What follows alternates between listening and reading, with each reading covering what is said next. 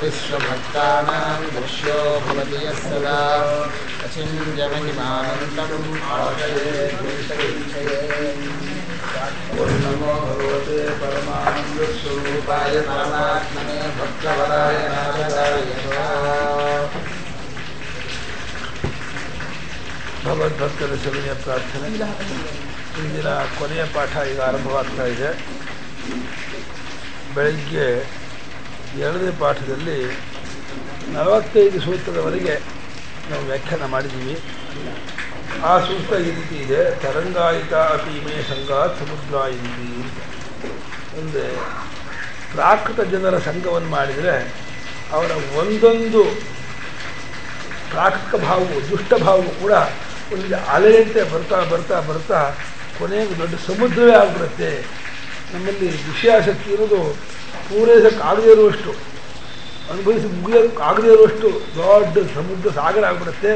ಅದನ್ನು ಯಾವ ಕಾರಣದಿಂದಲೂ ಕೂಡ ಪ್ರಾಕೃತ ಜನರ ಸಂಘವನ್ನು ಇಟ್ಕೋಬಾರ್ದು ಅಂತ ಮುಗಿಸಿದ್ರು. ಈಗ ಒಂದು ಪ್ರಶ್ನೆಯನ್ನು ಅವರೇ ಹಾಕ್ಕೊಂಡಿದ್ದಾರೆ. ಕಸ್ತರತಿ ಮಾಯಾಮ್ ಕಸ್ತರತಿ ಮಾಯಾಮ್ ಅಂತ ಪ್ರಶ್ನೆ ಹಾಕೊಂಡಿದ್ದಾರೆ. ಯಾರು ಮಾಯೆಯನ್ನು ದಾಟುತ್ತಾರೆ, ಯಾರು ಮಾಯೆಯನ್ನು ದಾಟುತ್ತಾರೆ ಅಂತ 2 ಸಲ ಕೇಳಿದ್ರಲ್ಲಿ ಏನು ವಿಶೇಷ ಅಂತಂದರೆ ತುಂಬ ಅದರ ಆಗರ ಇದೆ. ದೀಪ್ಸೆ ಆಗರಾರ್ಥ ಅಂದರೆ ಮಾಯೆಯನ್ನು ದಾಟಿಬಿಟ್ಟ ಅಂದರೆ ಅವನು ಕೃತಾರ್ಥ ಅಂತ ಅರ್ಥ. ಮಾಯೆ ದಾಟೋದು ಹೇಗೆ ಮಾಯೆ ದಾಟ್ತಾನೆ ಮನುಷ್ಯ ಅಂತ. ಮಾಯೆ ಅಂದರೆ ಏನು, ದಾಟೋದು ಅಂದರೆ ಹೇಗೆ? ಆ ಶಬ್ದ ನೋಡಿದರೆ ಮಾಯೆ ಅನ್ನೋದು ಏನೋ ಒಂದು ಕಾಲುವೆನೋ ಚಾನಲ್ಲೋ ನದಿನೋ ಸಮುದ್ರನೋ ಅಂತ ಅನಿಸುತ್ತೆ.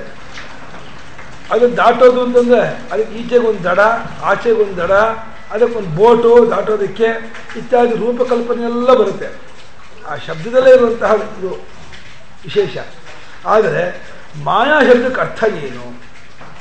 ಮಾಯಾ ಶಬ್ದದ ಅರ್ಥವನ್ನು ಗೊತ್ತು ಮಾಡಿಕೊಂಡ್ರೆ ಅವಾಗ ಆ ಮಾಯೆಯನ್ನು ಯಾರು ದಾಟ್ತಾನೆ ಅಂತ. ಮಾಯಾ ಅನ್ನೋ ಶಬ್ದವನ್ನು ಶಂಕರಾಚಾರ್ಯ ನಂತರ ಬಂದಂತಹ ವ್ಯಾಖ್ಯಾನಕಾರರು ಒಂದು ಅರ್ಥ ಇದೆ, ಶಂಕರಾಚಾರ್ಯರು ಒಂದು ಅರ್ಥ ಮಾಡಿದ್ದಾರೆ. ಶಂಕರಾಚಾರ್ಯರ ಅರ್ಥ ತುಂಬ ಸರಳವಾಗಿದೆ, ಅದು ಸಾಕು ನಮಗೆ. ಶಂಕರಾಚಾರ್ಯ ಅಭಿಪ್ರಾಯ ಏನು ಅಂತಂದರೆ, ಒಂದು ವಸ್ತು ಇರೋ ರೂಪದಿಂದ ಒಂದು ಪ್ರಕಾರವಾಗಿದ್ದು ತೋರುವಾಗ ಮತ್ತೊಂದು ರೀತಿಯಾಗಿ ತೋರಿದೆ, ಅದಕ್ಕೆ ಮಾಯೆ ಅಂತ ಹೆಸರು. ಇದು ಡೆಫಿನೇಷನ್. ಹಾಗಂದರೆ ಏನು ಅಂತ, ಇರೋದೊಂದು ತೋರೋದು ಇನ್ನೊಂದು. ಇವಾಗ ಹಗ್ಗ ಇರೋದು ಅದು ಹಾವಾಗಿ ತೋರಿದರೆ ಅದು ಮಾಯೆ, ಹಾವಾಗಿ ತಿಳ್ಕೊಂಡ್ರೆ ತಪ್ಪು ತಿಳುವಳಿಕೆ. ಚೆನ್ನಾಗಿ ಗಮನಿಸ್ಬೇಕು ನೀವು. ತಿಳ್ಕೊಳ್ಳೋದು ಅನ್ನೋದು ಬುದ್ಧಿದು. ವಿದ್ಯಾ ಅವಿದ್ಯೆ, ಜ್ಞಾನ ಅಜ್ಞಾನ ಎರಡೂ ಬುದ್ಧಿಗೆ ಸಂಬಂಧಪಟ್ಟದ್ದೇ ಹೊರತು ವಸ್ತುಗೆ ಸಂಬಂಧಪಟ್ಟದ್ದಲ್ಲ. ಮಾಯೆ ಅನ್ನೋದು ತೋರಿಕೆ ಪ್ರಧಾನ, ನೋಡೋ ಪ್ರಧಾನ ಅಲ್ಲ. ತೋರಿಕೆ ವಸ್ತು ಕಡೆಯಿಂದ ಮಾಯೆ ಅಂತ ಹೇಳೋದು. ನಿಜ ಹೇಳಿದ್ರೆ ಮಾಯಾ ಅನ್ನುವ ಪದವು ನಾವು ಬಳಸೋ ಹಾಗಿಲ್ಲ. ಹುಸಿ ತೋರಿಕೆಗೆ ಮಾಯಾ ಎಂದು ಹೆಸರು. ಎಲ್ಲಿವರೆಗೆ ನಮಗೆ ಇದು ಸತ್ಯವಾಗಿ ತೋರುತ್ತೋ ಮಾಯೆ ನಾವು ಹೆಂಗೆ ಹೇಳಕ್ಕಾಗತ್ತೆ? ಜಗತ್ತಲ್ಲೂ ಮಾಯಾ ಮಾತ್ರ ಮಿದಂ ದ್ವೈತಂ ಯಾರು ಹೇಳ್ಬೋದು? ಗೌಡಪಾದರಂಥ ಜ್ಞಾನಿಗಳು ಹೇಳ್ಬೋದು. ಯಾರಿಗೆ ಸತ್ಯ ಗೊತ್ತಿದೆಯೋ ಅವರು ಮಾಯಾ ಅನ್ನೋ ಪದವನ್ನು ಬಳಸ್ಬೋದು ಅಲ್ವೇ? ನಮಗಿದು ಒಂದೇ ಕಾಣ್ತಾ ಇರೋದು, ಸತ್ಯವಾದ ಜಗತ್ತು ತೋರ್ತಾ ಇದೆ. ಸತ್ಯವಾದ ಜಗತ್ತು ತೋರ್ತಾ ಇದೆ ತೋರಿಕೆಯಿಂದ ನಾವು ಸತ್ಯ ಅಂತ ಕಾಣ್ತಿರ್ಬೇಕಾದ್ರೆ ಇದು ಮಾಯಾ ಅಂತ ಹೇಳೋದು ಹೇಗೆ? ಶಾಸ್ತ್ರ ದೃಷ್ಟಿಯಿಂದ, ಅನುಭವ ದೃಷ್ಟಿಯಿಂದ ಕೇಳಿಸ್ತಾ ಇಲ್ವಾ? ಓಕೆ, ಆ ಸೌಂಡ್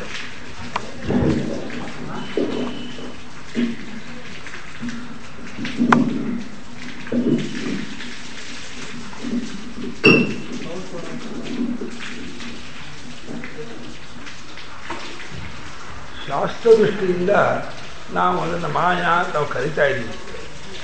ಆದರೆ ಅದು ನಮಗೆ ಅಜ್ಞಾನಿಗಳಾಗಿರುವವರಿಗೆ ಪ್ರಪಂಚ ಸತ್ಯವಾಗಿಯೇ ತೋರ್ತಾ ಇರುತ್ತೆ. ಅಜ್ಞಾನಿಗಳು ಪ್ರಪಂಚವನ್ನು ನೋಡಿ ಮಾಯಾ ಅಂತ ಅನ್ನೋ ಹಾಗಿಲ್ಲ. ಮಾಯಾ ಅಂತಬೇಕಾದ್ರೆ ಆ ಶಬ್ದಕ್ಕರ್ಥ ಹುಸಿ ತೋರಿಕೆ. ಹುಸಿ ತೋರಿಕೆ ಯಾರಿಗೆ ಗೊತ್ತಾಗುತ್ತೆ? ಯಾರಿಗೆ ನಿಜ ಸ್ವರೂಪದ ಜ್ಞಾನ ಇದೆಯೋ ಅವರಿಗೆ ಹುಸಿ ತೋರಿಕೆ ಅಂತ ಹೇಳ್ಬೋದು. ನಮಗಿದು ಒಂದೇ ಜ್ಞಾನ ಇರೋದು, ನಮಗೆ ಇನ್ನೊಂದು ಜ್ಞಾನ ಇರೇ ಇಲ್ಲ. ನಾವು ಹೇಗೆ ಮಾಯಾ ಅಂತ ಹೇಳೋದು? ಯಾರು ಇದೆಲ್ಲ ಬ್ರಹ್ಮವೇ ತಿಳ್ಕೊಂಡಿದ್ದಾರೋ ಹಾಗಾಗಿ ಅವರ ದೃಷ್ಟಿಗೆ ಜಗತ್ತು ಇರುವುದು ಮಾಯೆ ಅಂತಾರೆ. ಯಾಕಂದರೆ ಎರಡು ಸತ್ಯ ಜ್ಞಾನ ಇರೋ ಹಾಗಿಲ್ಲ. ಜಗತ್ತೆಲ್ಲವೂ ಬ್ರಹ್ಮವೇ ಅಂತ ಅವರು ಅನುಭವದಿಂದ ಕಳ್ಕೊಂಡ ಮೇಲೆ ತೋರಿಕೆ ಕಡೆಯಿಂದ ಮಾಯೆ. ನಮಗೆ ಇದು ಹಗ್ಗವೇ ಹಾವಿನಂತೆ ತೋರುತ್ತೆ ಅಂತ ಗೊತ್ತಾದರೆ ಮುಂಚೆ ಹಾವು ಅಂತ ತಿಳ್ಕೊಳ್ಳೋದು ಮಿಥ್ಯಾ ಜ್ಞಾನ, ತಪ್ಪು ತಿಳುವಳಿಕೆ. ಅಂದರೆ ತಿಳ್ಕೊಳ್ಳೋದು ತಪ್ಪು ತಿಳುವಳಿಕೆ, ತಪ್ಪು ಜ್ಞಾನ. ತೋರೋದು ಮಿಥ್ಯಾ ದರ್ಶನ, ತಪ್ಪಾಗಿ ಕಾಣೋದು. ಇದನ್ನು ನಾವು ಹಗ್ಗ ಗೊತ್ತಾದಾಗ, ಹಗ್ಗ ನಾವು ತಿಳ್ಕೊಂಡಾಗ ಓ ಹಗ್ಗ ಹಾವಿನಂತೆ ಕಾಣುತ್ತೆ ಅನ್ನೋದು ಮಾಯೆ. ಹಗ್ಗ ಅಂತ ವಿಷಯ ಇರುವವರೆಗೂ ಅದು ಹಾವಿನಂತೆ ಕಾಣ್ಬೋದು. ನೋಡಿದ್ರು ದೂರಕ್ಕೆ ನೋಡಿದ್ರೆ ಹಾವಿನಂತೆ ಕಾಣುತ್ತೆ ಅಂತಾನೆ. ಹಾವಿನಂತೆ ಅಂತಂದ್ಮೇಲೆ ಅದು ಹಾವಲ್ಲ ಅಂತಾಯಿತು. ಹಾಗಾಗಿ ಅವರಿಗೂ ಹಾವಿನಂತೆ ಕಾಣುತ್ತಲ್ಲ, ಅದಕ್ಕೇನರ್ಥ? ಅದು ಮಾಯೆ, ತೋರಿಕೆಗಳಿಲ್ಲ. ಆಕಾಶಕ್ಕೆ ಬಣ್ಣ ಎಲ್ಲ ಸ್ಪಷ್ಟವಾಗಿ ಗೊತ್ತು ನಮಗೆ. ಆಗ ದೂರಕ್ಕೆ ನೀಲಿಯಾಗಿ ಕಾಣುತ್ತೆ. ಆಕಾಶಕ್ಕೆ ಬಣ್ಣ ಇದೆಯೋ? ಆಕಾಶಕ್ಕೆ ಬಣ್ಣ ಇದ್ದಿದ್ರೆ ನಮಗೂ ನಿಮಗೂ ಇರೋ ಮಧ್ಯದಲ್ಲೂ ಆಕಾಶ ಇದೆ, ಇಲ್ಲೂ ಬಣ್ಣ ಕಾಣಬೇಕಾಗಿತ್ತು. ಇಲ್ಲಿ ನೀಲಿ ಬಣ್ಣ ಕಾಣೋಣ. ದೂರಕ್ಕೆ ಯಾಕೆ ಕಾಣುತ್ತೆ ಅಂದರೆ ಅದೊಂದು ಮಾಯೆ. ಆಕಾಶಕ್ಕೆ ಬಣ್ಣ ಇಲ್ಲ ಅಂತ ಸರಿಯಾದ ನಿಶ್ಚಯ ಇದೆ, ಜ್ಞಾನ ಇದೆ, ಹಾಗೆ ತೋರುತ್ತೆ. ತೋರಿಕೆ ಕಡೆಯಿಂದ ಮಾಯೆ, ಇರುವ ಕಡೆಯಿಂದ ಅದು ಬೇರೆ ರೀತಿ ಇರುತ್ತೆ. ಇರುವ ಕಡೆಯಿಂದ ಆಕಾಶ ನಿರ್ಗುಣವಾಗಿ ನಿರೂಪವಾಗಿ ರೂಪವಿಲ್ಲದೆ ಇರುವಂಥದ್ದಾಗಿದೆ, ನೀಲಿಯಾಗಿ ತೋರುತ್ತೆ. ಹಾಗೆ ಇರುವ ಕಡೆಯಿಂದ ಅದು ಹಗ್ಗವಾಗಿದೆ, ಹಾವಾಗಿ ತೋರುತ್ತೆ. ಹಾಗೆ ಇರುವ ಕಡೆಯಿಂದ ಜಗತ್ತು ಪರಮಾತ್ಮವಾಗಿದೆ, ಜಗತ್ತಾಗಿ ತೋರುತ್ತೆ. ಜಗತ್ತು ಏನು? ನಾಮರೂಪಗಳು, ಒಂದು ಹೆಸರು, ಒಂದು ಆಕಾರ. ಹೆಸರು ಆಕಾರ ಬಿಟ್ಟರೆ ಜಗತ್ತು ಬೇರೆ ಇಲ್ಲ. ಈ ಜಗತ್ತು ಏನು ಕರಿತೀರೋ ಆ ಜಗತ್ತು ಅನ್ನೋದು ನಾಮವೇ. ಗತ್ತು ಅಂತಿದ್ದಾರೆ. ಅದೇ ಜ ಅಂದ್ರೇನೋ ಹುಟ್ಟಿದ್ದು ಅಂತ. ಹುಟ್ಟಿದೆ ಜಾಯಿತಿ ಜ. ಆ ಜಟ್ಟು ಅದಕ್ಕೆ ಅದಕ್ಕೆ ಗತ್ತಿಲ್ಲ.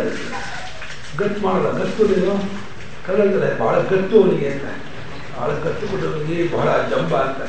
ಅದೇ ಜಟ್ವ ಹುಟ್ಟಿದೆ ಅಂತ ಅಂದ್ಕೊಂಡ್ರೆ ನಿಜವಾಗಿದೆ ಅಂತ ತೋರುತ್ತೆ. ನಿಜವಾಗಿದೆ ಅಂತ ತೋರಿದ್ರೆ ನಾಮರೂಪಾತ್ಮಕವಾಗಿ ತೋರುತ್ತೆ. ಆವಾಗ ಅದು ಪ್ರಪಂಚ ಜಗತ್ತು ಅಂತ ಅನ್ಸುತ್ತೆ. ಅದು ಸತ್ಯ ದರ್ಶನ ಮಾಡ್ಕೊಂಡ್ಬಿಟ್ರೆ, ಅಲ್ಲಿ ಇರೋದು ಪರಮಾತ್ಮನೇ ಪರಮಹಿ ತೋರ್ತಾ ಇದ್ದಾರೆ ಗೊತ್ತಾಗ್ಬಿಟ್ರೆ, ಅನುಭವ ಕಣ್ಣಿನಿಂದ ನೋಡಿದಾಗ ಅಂದರೆ ದೇಹೇಂದ್ರಿಯ ಬುದ್ಧಿಯನ್ನು ಪ್ರಪಂಚದಲ್ಲಿಟ್ಟು ನೋಡಬೇಕು. ನಾವು ಹೇಗೆ ನೋಡ್ತೀವಿ ಪ್ರಪಂಚವನ್ನು? ಇಂದ್ರಿಯಗಳ ಮೂಲಕ ನೋಡ್ತಾ ಇದ್ದೀವಿ. ಇಂದ್ರಿಯಗಳ ಮೂಲಕ ಪ್ರಪಂಚವನ್ನು ನೋಡಿದರೆ ಏನು ಮಾಡೋದು ಪ್ರಪಂಚ ಸುಳ್ಳು ತೋರೋಲ್ಲ. ಇದು ಸ್ವಭಾವ. ಕೆಂಪು ಕನ್ನಡ ಹಾಕಿ ನೋಡಿದರೆ ಕೆಂಪಾಗೆ ಕಾಣುತ್ತೆ, ನೀಲಿ ಕನ್ನಡ ಹಾಕಿ ನೋಡಿದರೆ ನೀಲಿಯಾಗಿ ಕಾಣುತ್ತೆ. ಅದು ಕನ್ನಡಕದ ಇದು ಉಪಾಧಿಯಿಂದ ಆಗೋದು. ಹಾಗೆ ದೇಹೇಂದ್ರಿಯ ಮನೋಬುದ್ಧಿಗಳೆಂಬ ಉಪಾಧಿಯ ಮೂಲಕವಾಗಿ ಪ್ರಪಂಚವನ್ನು ನೋಡಿದರೆ ಅದು ಈ ರೀತಿ ಕಂಡೇ ಕಾಣುತ್ತೆ. ಇದನ್ನು ತಪ್ಪಿಸ್ಕೊಂಡು ಆಗೋದೇ ಇಲ್ಲ. ಆದರೆ ಹೀಗೆ ನೋಡೋದಲ್ಲ. ಈ ಪ್ರಪಂಚ ಅಂತಂದರೆ ಬರೀ ರೂಪ ಒಂದೇ ಅಲ್ಲ, ಶಬ್ದ, ಸ್ಪರ್ಶ, ರೂಪ, ರಸ, ಗಂಧ 5 ಸೇರಿದೆ. ಜೊತೆಗೆ ಅದನ್ನು ಹಿಡಿಯುತ್ತಿರುವ 5 ಇಂದ್ರಿಯವೂ ಇದರೊಳಗಿದೆ. ಮತ್ತು ಆ ಇಂದ್ರಿಯಗಳಿಗೆ ಸೇರಿಕೊಂಡಿರುವಂಥ ಮನಸ್ಸು ಇದರೊಳಗಿದೆ. ಪ್ರಪಂಚ ಅಂದರೆ ಬರೀ ಭೌತಿಕವಾದಷ್ಟೇ ಅಲ್ಲ, ಭೌತಿಕವಾದ ಪಂಚಭೂತಗಳು, ಪಂಚಗುಣಗಳು, ಮತ್ತು ಅದನ್ನು ಹಿಡಿಯುವ ಈ ಇಂದ್ರಿಯಗಳು, ಒಳಗಿರುವ ಮನಸ್ಸು, ಬುದ್ಧಿ, ಅಹಂಕಾರ ಇಷ್ಟು ಸೇರಿಸಿ ಪ್ರಪಂಚ ಅಂತ. ಪ್ರಪಂಚ ಅನ್ನೋ ಉಂಡೆ ತುಂಬ ದೊಡ್ಡದು. ಆ ಗೋಣಿ ಚೀಲ ಇದೆ, ಪ್ರಪಂಚ ಅನ್ನೋ ಗೋಣಿ ಚೀಲ ಬಹಳ ದೊಡ್ಡದು. ತುಂಬ ಜನ ಗೊತ್ತಿಲ್ಲ. ಪ್ರಪಂಚ ನಾವು ನೋಡ್ತಾ ಇದ್ದೀವಿ ಅಂತೀವಿ. ಪ್ರಪಂಚವನ್ನು ನೋಡೋಕ್ಕಾಗತ್ತೆ? ನೋಡೋದು ಯಾವುದನ್ನ? ರೂಪವನ್ನು. ಪ್ರಪಂಚಾಧಿಪತಿ ರೂಪ ಅಷ್ಟೇ ಇದೆ. ಪ್ರಪಂಚದ ಶಬ್ದ ಇದೆ, ವಾಸನೆ ಇದೆ, ರುಚಿ ಇದೆ, ಸ್ಪರ್ಶ ಇದೆ, ಮತ್ತೆ ಅದನ್ನೆಲ್ಲ ಗೊತ್ತು ಮಾಡೋ ಇಂದ್ರಿಯಗಳು ಪ್ರಪಂಚದಲ್ಲಿವೆ. ಯಾವುದರಿಂದ ಪ್ರಪಂಚವನ್ನು ಅರಿತೀವೋ ಅದು ಪ್ರಪಂಚಕ್ಕಿಂತ ಬೇರೆ ಆಗಿರಬೇಕು. ನಾವು ಇಂದ್ರಿಯಗಳಿಂದ ಪ್ರಪಂಚವನ್ನು ಅರಿತಾ ಇದ್ವಿ ಒಪ್ಕೊಂಡ್ರೆ ಅರ್ಥಾತ್ ಇಂದ್ರಿಯ ಪ್ರಪಂಚದ ಒಳಗಿಲ್ಲ ಅಂತಾಗುತ್ತೆ. ಇಂದ್ರಿಯ ಪ್ರಪಂಚದ ಒಳಗಿದೆಯೋ, ಇಂದ್ರಿಯ ಪ್ರಪಂಚವನ್ನು ಮೀರಿದೆಯೋ? ಇಂದ್ರಿಯ ಪ್ರಪಂಚದ ಒಳಗಿದೆ.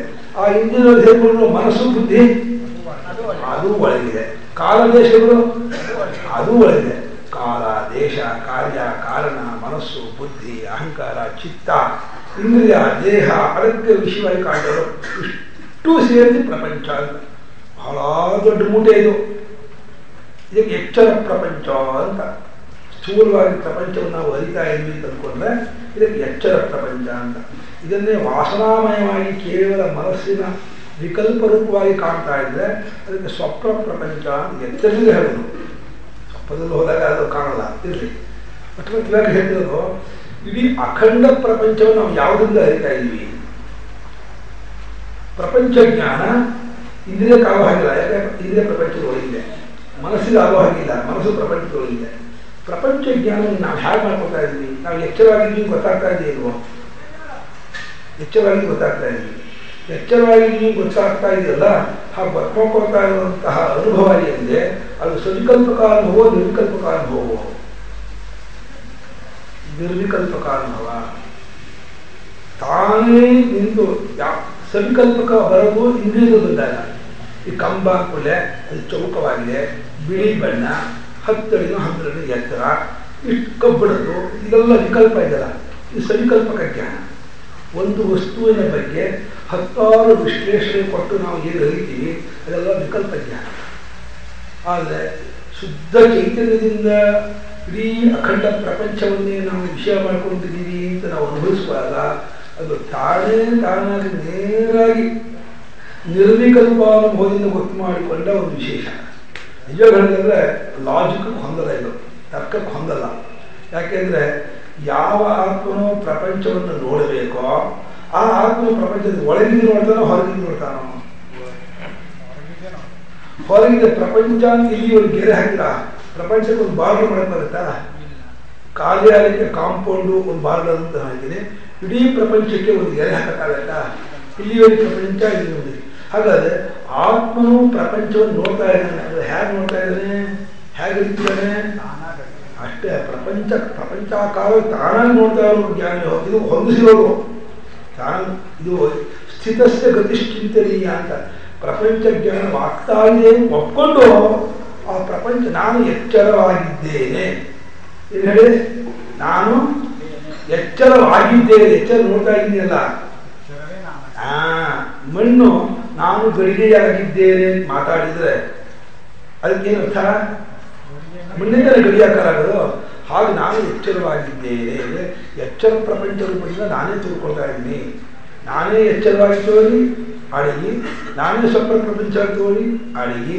ಈ 2 ಪ್ರಕಾರವಾದ ದರ್ಶನ ವೃತ್ತಿ, ವಾಸನಾಮಯವಾದಂತಹ ದರ್ಶನ, ಸ್ಥೂಲವಾದ ದರ್ಶನ, ಈ 2 ಪ್ರಕಾರವಾದ ದರ್ಶನ ವೃತ್ತಿ ಹೋದರೆ ಅದರ್ಶನ ವೃತ್ತಿ ಅನ್ನೋದು ತಾನೇ ಆತ್ಮನಿಗೆ ಹೆಸರು.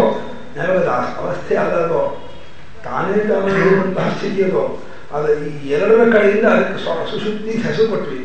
ಸುಷುಪ್ತಿ ಅಂತ ಹೇಳಿದ್ರೆ ಅವಸ್ಥೆಯೇ ಅಲ್ಲ. ಅವಸ್ಥೆ ಅಂದ್ರೇನು? ಪರಮಾರ್ಥವು ತೋರಿಕೊಳ್ಳುವ ಬಗೆ. ಅಲ್ಲಿ ಏನು ತೋರ್ಕೊಳ್ತಲ್ಲಿ? ಅಲ್ಲಿ ಏನು ತೋರ್ಕೊಳ್ಳೋದೇ ಇಲ್ಲವಲ್ಲ, ತಾನಾಗಿರೋ ಸ್ಥಿತಿ ಅಲ್ವಾ? ಆದರೂ ಕೂಡ ಎಚ್ಚರ ಕನಸುಗಳ ಅಪೇಕ್ಷೆಯಿಂದ ಅದನ್ನು ಅವಸ್ಥೆ ಇರಲಿ. ಸದ್ಯಕ್ಕೆ ವಿಷಯ ಅದಲ್ಲ, ಅವಸ್ಥಾತ್ಮಕ ವಿಚಾರಗಳನ್ನು ಹೊರಟಿಲ್ಲ. ಮಾಯ ಅಂದರೆ ಏನು ಅಂತ? ಮಾಯೆ ಅಂದರೆ ಇರುವ ರೂಪದಿಂದ ಅದು ಪರಮಾತ್ಮನೇ ಆಗಿದ್ದು ತೋರುವ ರೂಪದಿಂದ ಜಗತ್ತು ಉಂಟು ಅಂದರೆ ಇದಕ್ಕೆ ಮಾಯಾ ಅಂತ ಗೊತ್ತಾಯ್ತೆ. ಈ ಪ್ರಪಂಚ ಇಂದ್ರಿಯದಿಂದ ನೋಡಿದಾಗ ನಾಮರೂಪಾತ್ಮಕವಾಗಿ ಸವಿಶೇಷ ತೋರ್ತಾ ಇರುತ್ತೆ. ಈ ಮಾಯೆ ಪ್ರಪಂಚದಲ್ಲಿರುವವರಿಗೆ, ಸಂಸಾರದಲ್ಲಿರುವವರಿಗೆ ಮಾಯೆಯನ್ನು ತಪ್ಪಿಸ್ಕೋಕ್ಕಾಗೋದೇ ಇಲ್ಲ. ಏನು ಮಾಡಲ್ಲ. ಯಾಕಂದರೆ ನೀವು ಸಂಸಾರದಲ್ಲಿ ಇದ್ದೀರಿ, ಪ್ರಪಂಚದಲ್ಲಿ ಇದ್ದೀರಿ ಅಂದಮೇಲೆ ನಿಮಗೆ ಈ ವಿಷಯ ದರ್ಶನ ಆಗೇ ಇರುತ್ತೆ. ಮತ್ತು ಏನು ಮಾಡ್ಕೋಬಹುದು ಅಂದರೆ ಸತ್ಯತ್ವ ಬುದ್ಧಿ ತೆಗೆದುಹಾಕಬಹುದು. ನಮಗೆ ತೋರಿಕೆಯಿಂದ ಅನರ್ಥ ಇಲ್ಲ, ನಿಜವಾಗಿದೆ ಅನ್ನೋದ್ರಿಂದ ಅನರ್ಥ ಆಗ್ತಾ ಇದೆ. ಅದು ಹಾವಿನಂತೆ ತೋರಲಿ, ನಮ್ಗೆ ಅದರಿಂದ ಹೆದರಿಕೆ ಇಲ್ಲ. ಹಾವು ಅಂದ್ಕೊಂಡ್ಬಿಟ್ರೆ ಹೆದರಿಕೆ ಆಗುತ್ತೆ. ಅದು ಹಾವೇ ಇಲ್ವೋ, ಅದು ಹಾವಿದೆ ಅಂದರೆ ಗಡಗಡಗತ್ತೆ ಹತ್ರ ಹೋಗಕ್ಕಾಗಲ್ಲ. ಹಾವಿನಂತೆ ತೋರುತ್ತೆ ಅಷ್ಟೇ ದೂರಕ್ಕೆ, ಅಲ್ಲಿ ಹಾವಿಲ್ಲ ಅಂತ ನಿಶ್ಚಯ ಮಾಡ್ಕೊಂಡ್ಬಿಟ್ಟು ಅದು ಹಾವಿನಂತೆ ತೋರಿದ ಮಾಡ್ಬಿಟ್ಟು ಹೆದರಿಕೆ ಏನು ಅಲ್ವೇ? ಹಾಗೆ ಪ್ರಪಂಚವನ್ನ ತತ್ವಜ್ಞಾನಿಗಳು ಅಥವಾ ಮಹಾಭಕ್ತರು, ಏಕಾಂತ ಭಕ್ತರು ಪರಮಾತ್ಮನೇ ಅಂತ ಹೇಳ್ತಾ ಈ ಪ್ರಪಂಚ ರೂಪ ತೋರಿಕೆಗೆ ಇದಕ್ಕೆ ಮಾಯಾ ಅಂದರು. ಯುಕ್ತಿಹೀನ ಪ್ರಕಾಶ್ಯಸ್ಯ ಸಂಜ್ಞಾ ಮಾಯೇತಿ ಕಥ್ಯತೆ. ವಿವೇಕ ಚೂಡಾಮಣಿ. ಯುಕ್ತಿಹೀನ ಪ್ರಕಾಶ್ಯ, ಯುಕ್ತಿಗೆ ತರ್ಕಕ್ಕೆ ಹೊಂದಲ್ಲ, ಅದು ತೋರುತ್ತೆ, ಇದಕ್ಕೆ ಮಾಯಾ ಅಂತ. ಯಾಕೆ ನೀಲೇ ತೋರಬೇಕು ಆಕಾಶ? ಯುಕ್ತಿ ಇಲ್ಲ, ಅದು ನೀಲೇ ತೋರುತ್ತೆ. ಯಾಕೆ ಹಾವ ತೋರಬೇಕು ಹಗ್ಗ? 1.1% ಆದರೂ ಹಗ್ಗದಲ್ಲಿ ಹಾವಿನ ಅಂಶ ಇದೆಯೇ? ಹಗ್ಗವೇ ಬೇರೆ, ಹಾವೇ ಬೇರೆ. ಹಗ್ಗಕ್ಕೂ ಹಾವು ಏನೇನು ಸಂಬಂಧ ಇಲ್ಲ. ಇವತ್ತಿನ ಅರ್ವಾಚೀನ ವೇದಾಂತಿಗಳು ಅಲ್ಲಿ ಅನಿರ್ವಚನೀಯವಾದ ಸರ್ಪೋತ್ಪತ್ತಿ ಆಗತ್ತೆ, ರಜತೋತ್ಪತ್ತಿ ಆಗತ್ತೆ. ದನ ಕಾಯೋರಿಗೂ ಆ ಬುದ್ಧಿ ಇಲ್ಲ, ಆಡು ಕಾಯೋರಿಗೂ ಇಲ್ಲ. ಈ ಪಂಡಿತ ಎಲ್ಲಿದೆ ಬಂದು ಓದಿಲ್ಲ ಬುದ್ಧಿ.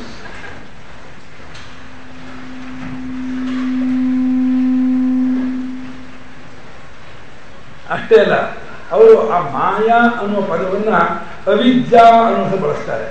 ಮಾಯಾ ಅವಿದ್ಯಾ ಸಿನಾನಿಮ್ಸ್, ಪರ್ಯಾಯ ಪದ ಅಂತಾರೆ. ತಪ್ಪದು. ಮಾಯೆ ಅನ್ನೋದು ನಾಮರೂಪಗಳಿಗೂ ಅದೇ ತೋರ್ತಾ ಇಲ್ಲ ಈ ಪ್ರಪಂಚಕ್ಕೂ ಇದರ ಬೀಜ ಸ್ಥಿತಿಯಾದಂತಹ ಅವ್ಯಾಕೃತ ಆಗಿಲ್ಲ. ಜಗತ್ತು ಹುಟ್ಟೋ ಮುಂಚೆ ಅವ್ಯಕ್ತವಾಗಿರುತ್ತೆ, ಅವ್ಯಾಕೃತವಾಗಿರುತ್ತೆ, ಬೀಜಶಕ್ತಿಯಿಂದ ಕೂಡಿದಾಗಿರುತ್ತೆ. ಅದಕ್ಕೆ ಮಾಯಾ ಅಂತ ಹೆಸರು. ಮಾಯಾ ಪ್ರಕೃತಿ ಶಕ್ತಿ ಇತಿ ಶ್ರುತಸ್ಮೃತ್ಯೋರಭಿರಪ್ಯೇತೆ. ಸರ್ವಜ್ಞಸ್ಯ ಈಶ್ವರಸ್ಯ ಬೀಜಭೂತೆ ಪ್ರಪಂಚ ಬೀಜಭೂತೆ ಅಂತ ತೋರಿದ ಭಾಷೆ. ತತ್ವಾನ್ಯತ್ವಾಭ್ಯಾಂ ಅನಿರ್ವಚನೀಯೇ ಸಂಸಾರ ಪ್ರಪಂಚ ಬೀಜಭೂತೆ ಸರ್ವಜ್ಞಸ್ಯ ಈಶ್ವರಸ್ಯ ಮಾಯಾ ಶಕ್ತಿ ಇತಿ ಶ್ರುತಸ್ಮೃತ್ಯೋರಭಿರಪ್ಯೇತೆ ಹೇಳಿ ಈ ನಾಮರೂಪಗಳಿಗೂ ನಾಮರೂಪದ ಬೀಜಾವಸ್ಥೆಗೂ ಮಾಯಾ ಅಂತ ಕರೆದಿದ್ದಾರೆ. ಅದನ್ನು ಅವಿದ್ಯಾ ಶಂಕರಾಚಾರ್ಯ ಎಲ್ಲೂ ಕರೆದಿಲ್ಲ. ಆದರೆ ವ್ಯಾಖ್ಯಾನಕಾರರು ಅದನ್ನೇ ಅವಿದ್ಯೆ ಅಂತಾರೆ. ಅವಿದ್ಯೆ ವಸ್ತುವಿನ ಧರ್ಮವೋ, ಅವಿದ್ಯೆ ಬುದ್ಧಿಯ ಧರ್ಮವೋ? ಬುದ್ಧಿಯ ಧರ್ಮವೇ ಹೊರತು ಜ್ಞಾನ ಅಜ್ಞಾನ, ವಿದ್ಯಾ ಅವಿದ್ಯಾ ಎರಡು ಬುದ್ಧಿಯ ಧರ್ಮವೇ ಹೊರತು ವಸ್ತು ಧರ್ಮ ಅಲ್ಲ. ವಸ್ತುವಿನಲ್ಲಿ ಏನು ಬದಲಾವಣೆ ಆಗಲ್ಲ. ನೀವು ಸರಿಯಾಗಿ ತಿಳ್ಕೊಂಡ್ರು ತಪ್ಪಾಗಿ ತಿಳ್ಕೊಂಡ್ರು ವಸ್ತು ವಸ್ತುವಾಗಿಯೇ ಇರುತ್ತೆ. ತತ್ಕೃತೇನ ಗುಣೇನ ದೋಷೇನವ ಅಣುಮಾತ್ರೇನಾಪಿ ನ ಸಂಬದ್ಧತೆ. ನೀ ಹಾವು ತಿಳ್ಕೊಂಡ್ರೆ ಅದಕ್ಕೆ ವಿಷ ಬರಲ್ಲ. ಕಪ್ಪೆಚ್ಚಿ ಬಂದು ಬೆಳ್ಳಿ ತಿಳ್ಕೊಂಡ್ರೆ ಅದೇ ನಿಜವಾಗಿ ಬೆಳ್ಳಿ ಆಗೋಲ್ಲ.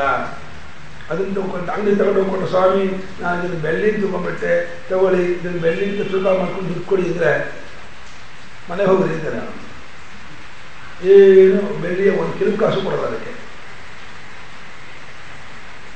ಅದು ಏನೋ ಯಾಕೆ ಹೀಗೆ ಅನಿಸ್ತೋ ಗೊತ್ತಿಲ್ಲ.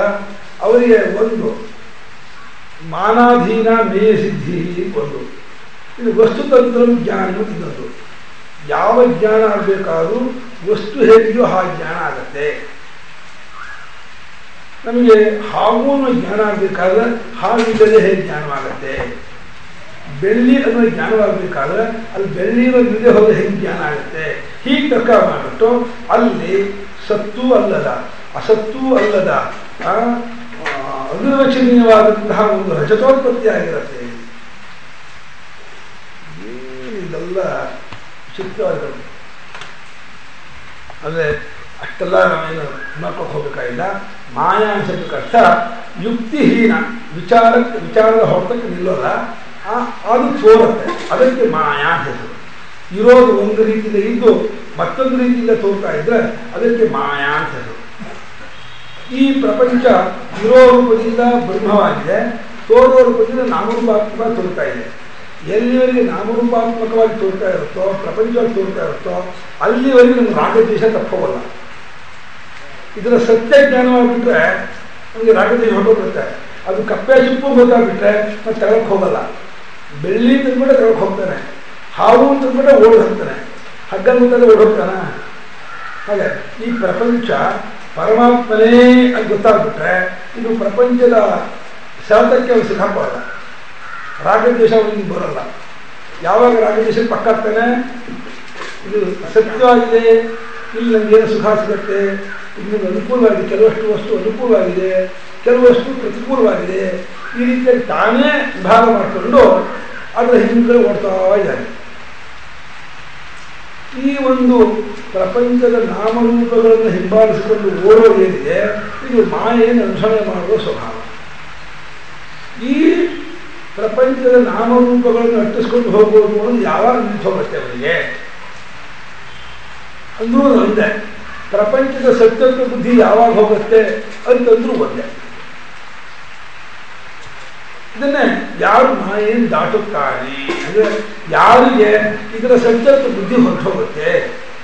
ಪ್ರಪಂಚವು ಏನು ಹೀಗೆ ಹೋಗ್ತಾ ಇದೆ, ಇದು ಹೀಗಿಲ್ಲ, ಇರೋ ರೂಪದಿಂದ ಪರಮಾತ್ಮನೇ ಅನ್ನುವಂತಹ ದೃಢ ನಿಶ್ಚಯಕ್ಕೆ ಯಾರು ಬರ್ತಾರೆ ಅಂತ ಹೇಳಿದ್ರೆ ಅದಕ್ಕೆ ಉತ್ತರ ಕೊಡ್ತಾ ಇದ್ದಾರೆ. ಎಸ್ ಸಂಗಾಂಸ್ತ್ಯಜತಿ, ಯಾರು ಸಂಘಗಳನ್ನು ಬಿಡುತ್ತಾನೋ, ಸಂಘ ಅಂದರೆ ಅಂಟ್ಕೊಳ್ಳೋದು, ಅಟ್ಯಾಚ್ಮೆಂಟ್, ವಿಷಯಗಳಲ್ಲಿ ಆಸಕ್ತಿಯನ್ನು ಹೊಂದಿ ತನ್ಮಯತೆಯಿಂದ ಅದರಲ್ಲಿಯೇ ಮುಳುಗೋದು ಅನ್ನೋದೇನಿದೆ ಇದಕ್ಕೆ ಸಂಘ ಅಂತಿದ್ರು. ನೀವು ಎಷ್ಟೆಷ್ಟು ಮುಳುಗ್ತೀರೋ, ಎಷ್ಟೆಷ್ಟು ಆಸಕ್ತಿ ಇಟ್ಕೊಳ್ತೀರೋ ಅಷ್ಟಷ್ಟು ಅದಕ್ಕೆ ಬಲ ಬರುತ್ತೆ, ಗಟ್ಟಿ ಬರುತ್ತೆ. ಗಿಡಕ್ಕೆ ನೀರು ಗೊಬ್ಬರ ಹಾಕಿದಷ್ಟು ಅದು ಬಲವಾಗುವ ಹಾಗೇನೆ ಉಬ್ಕೊಳುತ್ತೆ, ಕಾಂಡ ದಪ್ಪ ಆಗತ್ತೆ ಅಲ್ವೇ. ಗೊಬ್ಬರ ನೀರು ಯಾವ ಕೃಷಿ ಇದೆ ಹೋದರೆ ಸಲಕಾಗುತ್ತೆ ಮರ. ಅದಕ್ಕೆ ಎಲ್ಲ ತರವಾದ ಗೊಬ್ಬರಗಳನ್ನು, ನೀರನ್ನು, ಕಳೆ ಕಿಕ್ಕೊಟ್ಟು ಎಲ್ಲ ರೀತಿ ಪೋಷಣೆ ಮಾಡಿದ್ರೆ ಯಾವ ರೀತಿ ಅದು ಕೊಬ್ಕೊಳ್ತೋ ಅದೇ ರೀತಿ ಈ ಪ್ರಪಂಚದ ಸತ್ಯತ್ವದಲ್ಲಿ ಹ್ಯಾಗೆ ಕೊಬ್ಕೊಳ್ತೀವಿ ಅಂತಂದರೆ ಪ್ರತಿನಿತ್ಯ ನಾವು ಇರೋ ಆಸಂಗತೆಯಿಂದ ಆಸಂಗನ ಅಂಟ್ಕೊಳ್ಳೋದು. ಪ್ರತಿನಿತ್ಯ ನಾವು ಈ ಪ್ರಪಂಚದ ನಾಮರೂಪದ ವಿಷಯದಿಂದ ಆಸಕ್ತಿ ಹೊಂದಿ ಇದಕ್ಕೆ ಅಂಟ್ಕೊಂಡು ಇದರ ಸತ್ಯತ್ವ ಬುದ್ಧಿ ಹೊಂದಿ ಇದರ ಹಿಂದೆ ಓಡ್ತಾ ಇರ್ತೀವಿ. ಎಲ್ಲಿವರೆಗೆ ನಾವು ಓಡ್ತೀವಿ ಹಿಂದೆ ಅದು ಒಂದು ಮಾಯಾಜಿಕೆ ಇದ್ದ ಹಾಗೆ. ರಾಮನಿಗೆ ಹೇಗೆ ಮಾಯಾಜಿಕೆ ಎಳ್ಕೊಂಡು ಓಡಿಸ್ಕೊಂಡು ಹೋಯ್ತೋ ಅದೇ ರೀತಿ ನಮ್ಮನ್ನು ಎಳ್ಕೊಂಡು ಹೋಗ್ತಾ ಇರ್ತದೆ ಈ ಪ್ರಪಂಚ. ಒಂದೊಮ್ಮೆ ಸಿಕ್ಕಿದಂಗೆ ಆಗುತ್ತೆ, ಆ ಸಿಕ್ಕಿದಂಗೆ ಆಗುತ್ತಲ್ಲ ಅದನ್ನು ನಾವು ಭ್ರಾಂತರಾಗ್ಬಿಟ್ಟು ಇನ್ನೊಂದು ಸಲ ಸಿಕ್ಕಿದ್ರೆ ಮತ್ತೆ ಓಡ್ತೀವಿ. 100 ಸಲ ಒಂದು ಸಲ ಸಿಕ್ಕಿದಂಗೆ ಆದರೆ 99 ಸಲ ಸಿಕ್ಕಿರಲ್ಲ. ಆದರೂ ಕೂಡ ಆ ಒಂದು ಸಲ ಸಿಕ್ಕಿದಂತೆ ಆಗಿರೋದಿದೆಯಲ್ಲ ಅದು ಇವನು ಮೋಸ ಮಾಡ್ತಾ ಇರುತ್ತೆ. ಮತ್ತೆ ಅವನು ಆಗಲಿ ಓಡ್ತಾನೆ ಈ ಪೂರ್ತಿ ಜೀವಮಾನ ಕೊಟ್ಟು ಹೀಗೆ ಒದ್ದಾಡ್ಕೊಂಡು ಹೀಗೆ ಸತ್ತು ಹೋಗ್ತಾನೆ. ಮೊದಲು ಇದ್ರ ಹಿಂದೆ ಓಡೋದನ್ನು ನಿಲ್ಲಿಸ್ಬೇಕು. ಇದರ ಹಿಂದೆ ಓಡೋದನ್ನು ನಿಲ್ಲಿಸ್ಬೇಕಾದ್ರೆ ಇದರ ಬಗ್ಗೆ ಏನೋ ಸಂಘ ಇದೆಯಲ್ಲ, ಆಸಕ್ತಿ, ಪ್ರೀತಿ, ಅಂಟುಕೊಳ್ಳೋದು ಎಲ್ಲ ಒಂದೇ ಅರ್ಥ. ಶಂಜ ಪರಿಶ್ರಮಿಗೆ ಸಂಘ ಅಂದರೆ ಅಂಟ್ಕೊಳ್ಳೋದು ಅಂತ. ತನ್ಮಯತೆಯಿಂದ ಅದರಲ್ಲಿಯೇ ಮುಳುಗೋದಿದೆ, ಅದರಲ್ಲಿ ಸುಖ ಇದೆ ಅಂತ ಅಂದ್ಕೊಂಡು ತನ್ಮಯತೆ ಹೊಂದ್ಕೊಳ್ಳೋದಿದೆ, ಅದೇ ಸಂಘ. ಅನಿವಾರ್ಯವಾದಂತಹ ವಿಷಯ ಬಿಟ್ಟು ಅಂದರೆ ಯಾವ ವಿಷಯವನ್ನು ಬಿಡೋಕ್ಕೆ ಆಗೋದಿಲ್ವೋ ಅದು ಒಂದೊಂದು ಉಳಿಸಿಕೊಂಡು ಬಾಕಿ ಎಲ್ಲದರಲ್ಲೂ ಅವನು ಅಟ್ಯಾಚ್ಮೆಂಟ್ ಕಮ್ಮಿ ಮಾಡ್ಕೊಂಡು ಬಂದ ಅಂತಂದರೆ ಆಮೇಲೆ ಅನಿವಾರ್ಯವಾದದ್ರಲ್ಲೂ ಆಸಕ್ತಿ ಕಮ್ಮಿ ಆಗ್ತಾ ಹೋಗುತ್ತೆ. ಮೊದಲನೇ ಸಲಕ್ಕೆ ಎಲ್ಲರೂ ಬಿಡೋಕ್ಕಾಗಲ್ಲ, ಕಣ್ಣು ಮುಚ್ಕೊಂಡು ನಡೆಯೋಕ್ಕಾಗಲ್ಲ, ಕಣ್ಣು ಬಿಟ್ಕೊಂಡೇ ನಡಿಬೇಕು. ಕಣ್ಣು ಬಿಟ್ಕೊಂಡು ನಡಿಬೇಕಾದ್ರೆ ಕೆಲವಷ್ಟು ಪದಾರ್ಥಗಳು ಕಂಡೇ ಕಾಣುತ್ತೆ. ಆದರೆ ವಸ್ತು ಕಂಡ ಮಾತ್ರಕ್ಕೆ ದೋಷ ಅಲ್ಲ, ವಸ್ತುವಿನ ಪರಿಚಯಾತ್ಮಕವಾಗಿ ಇಂದ್ರಿಯವನ್ನು ಪ್ರಪಂಚಕ್ಕೆ ಕಳಿಸೋದಿದೆಯಲ್ಲ ಅದು ದೋಷ ಅಲ್ಲ, ಅದನ್ನು ಸತ್ಯತ್ವ ಬುದ್ಧಿಯಿಂದ ಕಳಿಸೋದಿದೆಯಲ್ಲ ಅದು ದೋಷ. ಪರಿಚಯಾತ್ಮಕ ಏನೋ ಇದು ಮೈಕೋ, ಇದು ಪುಸ್ತಕ, ಇದು ಮೇಜು, ಹೀಗೆ ನೋಡೋದು ಅಷ್ಟೇ. ಇಂದ್ರಿಯಕ್ಕೆ ವಿಷಯ ಸಂಬಂಧವಾದ ಒಂದು ಜ್ಞಾನ ಆಗುತ್ತಲ್ಲಪ್ಪ, ಅಷ್ಟೇ ನೀವು ನೋಡಬೇಕು. ಮತ್ತು ಅದ್ರ ಜೊತೆಗೆ ಇದು ಚೆನ್ನಾಗಿದೆ ಚೆನ್ನಾಗಿ ಅದನ್ನು ಸೇರಿಸ್ಕೋಬಾರ್ದು. ಅದು ನಿಮ್ಮ ಇದು ಯಾವುದೋ ಅದು ಇದು ಕುಚ್ಚಿತ ಬುದ್ಧಿ. ಇಂದ್ರಿಯ ಹೇಳಿದ್ರೆ ಚೆನ್ನಾಗಿದೆ ಅಂತ ಕಣ್ಣು ರೂಪವನ್ನು ಮಾತ್ರ ತೋರಿಸ್ತು, ರೂಪಜ್ಞಾನ ಆಯಿತು. ರೂಪಜ್ಞಾನ ಆದಮೇಲೆ ಆ ರೂಪದಲ್ಲಿ ಚೆನ್ನಾಗಿದೆ ಚೆನ್ನಾಗಿಲ್ಲ ಅಂತ ವಿಭಾಗ ಮಾಡಿದ್ರೆ ನೀ ಯಾರೋ? ಕಣ್ಣಿಗೆ ಎಲ್ಲಿದೆ ಅಧಿಕಾರ? ಹಾಗೆ ಮಾಡೋದೇ ಇಲ್ಲ. ಇಂದ್ರಿಯ ಏನು ಮಾಡುತ್ತೆ? ಪರಮಾತ್ಮ ಇಂದ್ರಿಯ ಕೊಟ್ಟಿದ್ದಾನೆ ಪ್ರತಿಯೊಬ್ಬರಿಗೂ. ರಿಪೋರ್ಟ್ ಬರ್ಕೋಬೇಕು. ಹೇಗೆ ಗೋಡನ್ ಕೀಪರ್ ಇರ್ತಾರಲ್ಲ, ಗೋಡನ್ ಕೀಪರ್ ಏನು ಮಾಡ್ತಾನೆ, ಎಷ್ಟು ಬ್ಯಾಗ್ ಬಂತು ಗೋಡನಿಗೆ, ಎಷ್ಟು ಬ್ಯಾಗ್ ಹೋಗಿ ಬರ್ಕೋಬೇಕು ಅವರು, ಇಷ್ಟು ಸಿಮೆಂಟ್ ಮೂಟೆ ಬಂತು, ಇಷ್ಟು ಸಿಮೆಂಟ್ ಮೂಟೆ ಹೋಯ್ತು, ಇಷ್ಟು ಗೊಬ್ಬರದ ಮೂಟೆ ಬಂತು, ಇಷ್ಟು ಗೊಬ್ಬರದ ಮೂಟೆ, ಆಯಾ ಕೀಪರು ಅದೆಲ್ಲ ಲೆಕ್ಕ ಬರೀತಾರೆ. ಹಾಗೆ ಭಗವಂತ 5 ಇಂದ್ರಿಯ ಕೊಟ್ಬಿಟ್ಟು 5 ರೂಪ ಈ ಶಬ್ದ ಅಷ್ಟೇ ಬರ್ಕೋಬೇಕು, ಬುದ್ಧಿಗೆ ರಿಪೋರ್ಟ್ ಅಷ್ಟೇ ಕೊಡಬೇಕು. ಬುದ್ಧಿಗೆ ಹಾಗೆ ರಿಪೋರ್ಟ್ ಕೊಡ್ತಾ ಇಲ್ಲ. ಕಣ್ಣು ರೂಪ ನೋಡ್ಬಿಟ್ಟು ಚೆನ್ನಾಗಿದೆ, ಇದು ಚೆನ್ನಾಗಿಲ್ಲ, ಇದು ಥರ ಅಲ್ಲ. ಈ ಚೆನ್ನಾಗಿದೆ ಚೆನ್ನಾಗಿಲ್ಲ ಅನ್ನೋ ಸ್ಕೇಲ್ ಯಾವುದು, ಯಾವುದ್ರ ಆಧಾರದ ಮೇಲೆ ಚೆನ್ನಾಗಿಲ್ಲ ಮಾಡ್ಕೊಡ್ತು. ಚೆನ್ನಾಗಿಲ್ಲ ಪ್ರತಿಯೊಬ್ಬರ ಇಂದ್ರಿಯವೂ ಹೇಳ್ತಾ ಇದೆ ವಿಷಯದ ಬಗ್ಗೆ. ಆಮೇಲೆ ಎಲ್ಲರ ಇಂದ್ರಿಯವೂ ಒಂದೇ ವಿಷಯಕ್ಕೆ ಒಂದೇ ತರಹ ಸ್ಟೇಟ್ಮೆಂಟ್ ಇಲ್ಲ. ಒಬ್ಬರಿಗೆ ಒಂದು ವಸ್ತು ಚೆನ್ನಾಗಿದೆ ಕಂಡ್ರೆ ಇನ್ನೊಬ್ಬರಿಗೆ ಅದೇ ವಸ್ತು ಚೆನ್ನಾಗಿಲ್ಲ ಅಂತ ಕಾಣ್ಬೋದು, ಅಥವಾ ಸಾಮಾನ್ಯ ಅಂತ ಕಾಣ್ಬೋದು, ಅಥವಾ ಇನ್ನೊಂದು ರೀತಿ ಕಾಣ್ಬೋದು. ಯಾವುದೇ ಆಧಾರದ ಮೇಲೆ ಇಂದ್ರಿಯಗಳು ಒಂದೊಂದು ವಿಷಯವನ್ನು ಚೆನ್ನಾಗಿಲ್ಲ ಅಂತ ಹೇಳುತ್ತೆ. ಅಂದರೆ ಅವರವರ ಅನುಕೂಲ ಪ್ರತಿಕೂಲತೆಯನ್ನು ತೀರ್ಮಾನ ಮಾಡ್ತಾ ಇದೆ. ನನಗೆ ಎಷ್ಟರ ಮಟ್ಟಿಗೆ ಅದು ಉಪಕಾರವಾಗಿದೆ ಅನ್ನೋದ್ರ ಮೇಲೆ ಅದು ಚೆನ್ನಾಗಿಲ್ಲ ತೀರ್ಮಾನ ಮಾಡುತ್ತೆ. ಅದು ಬಹಳ ಸೂಕ್ಷ್ಮ, ನಮಗೆ ಗೊತ್ತಾಗೋದಿಲ್ಲ. ನಾವು ಫಸ್ಟ್ ಮೊದಲನೇ ಸಲ ನೋಡಿದಾಗ ಒಂದು ವಸ್ತುವನ್ನು ಮೊದಲನೇ ಸಲ ನೋಡಿದಾಗ ಅದು ತುಂಬ ಚೆನ್ನಾಗಿದ್ದಾಳೆ ಅಂತ ನೋಡಿ. ನೀವು ಚೆನ್ನಾಗಿದ್ದಾಳೆ ನೋಡ್ಬಿಟ್ಟಿಲ್ಲ, ಅದರಿಂದ ಅನುಕೂಲ ಅಂತ ಗೊತ್ತಾಗ ಅದು ಹತ್ತ ಹೋದಾಗ ಗೊತ್ತಾಗಿದೆ, ಒದಿಸ್ಕೊಳ್ತೀಯೋ ಅಥವಾ ನಿಮ್ಗೆ ಅನುಕೂಲವಾಗುತ್ತೋ ಅಂತ. ಆದರೂ ಕಡಿಮೆ ಮಾಡ್ಬಿಡ್ತಾನೆ. ಏನು ಮಾಡ್ಬಿಡ್ತಾನೆ, ಇವಳು ನೋಡೋದು ತುಂಬ ಚೆನ್ನಾಗಿದ್ದಾರೆ, ಇವಳು ನನ್ನ ನೋಡಾಗ್ಬಿಟ್ರೆ ನಾನು ಖುಷಿಯಾಗಿರ್ತೀನಿ ಕಲ್ಪಿಸ್ಕೊಂಡ್ಬಿಡ್ತಾನೆ, ಸಿಕ್ಕಾಕೊಂಡ್ಬಿಡ್ತಾನೆ. ಈ ಒಂದು ಕಲ್ಪನೆ ಸಿಕ್ಕಾಕೊಂಡ್ಬಿಟ್ಟಾಗಲೇ ಕತೆ ಮುಗೀತವನು.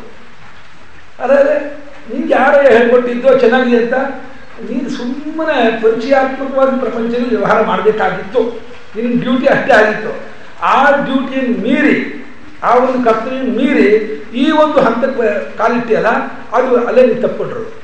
ಯಾವಾಗ ಈ ಒಂದು ಹಂತಕ್ಕೆ ನಾವು ಇಳಿದುವೋ ಆವಾಗ ನಾವು ಪ್ರಪಂಚದ ಎಲ್ಲರಿಗೂ ಸಿಕ್ಕಾಕೊಂಡ್ಬಿಡ್ತೀವಿ. ನನ್ನದು ನಾನು ರಾಗದ್ವೇಷವೆಲ್ಲ ಬಂದ್ಬಿಡುತ್ತೆ.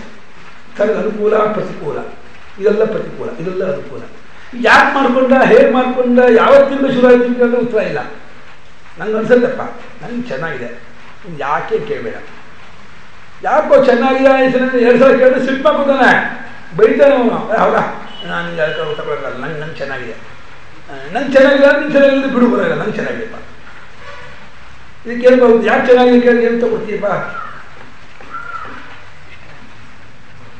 ಎಲ್ಲರೇ ಒಂದು ಅನುಕೂಲ ಆಗುತ್ತೆ ಅಂತ ಹೇಳ್ತಾರೆ. ಕೆಲವು ಪ್ರಕೃತಿ ನೋಡ್ತಾನೆ, ಎಷ್ಟು ಚೆನ್ನಾಗಿದೆ ಈ ಪ್ರಕೃತಿ ಅಂತಾನೆ.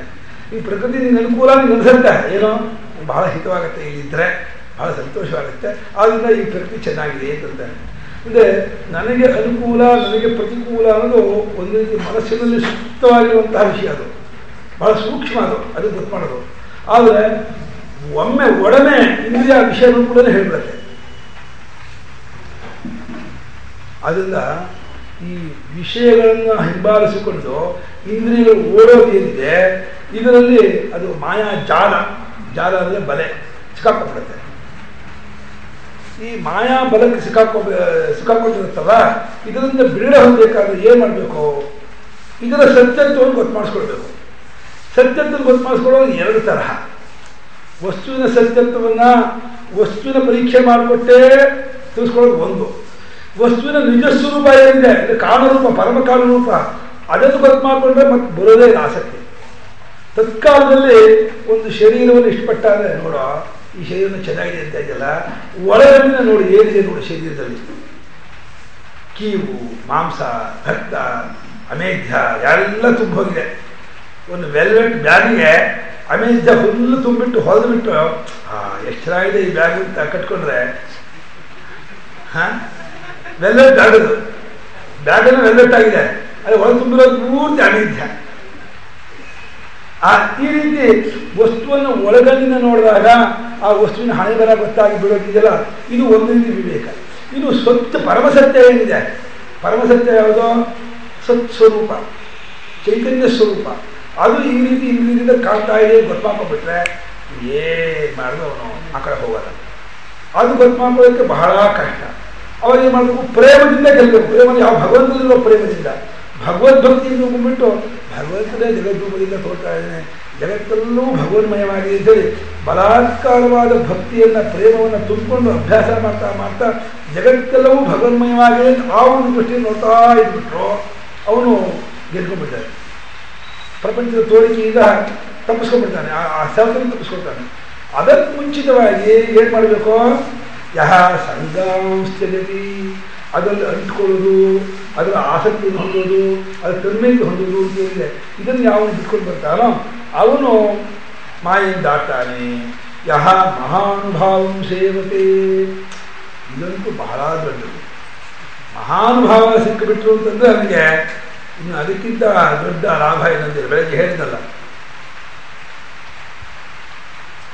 ಇದರಲ್ಲಿ ಪ್ರಶ್ನೋಪನಿಷತ್ತಿನಲ್ಲಿ ಸುಕೇಶ ಭಾರದ್ವಾಜಾರ್ಯ 6 ಜನ ಋಷಿಗಳು ಪಿಪ್ಪಲಾದರು ಅನ್ನುವಂತಹ ಒಬ್ಬ ಸರ್ವಜ್ಞರಾಗಿರುವ ಬ್ರಹ್ಮಜ್ಞಾನಿಗಳಾದಂತಹ ಗುರುಳಕ್ಕೆ ಹೋಗ್ಬಿಟ್ಟು 6 ಜನರು ಪ್ರಶ್ನೆ ಮಾಡ್ತಾರೆ.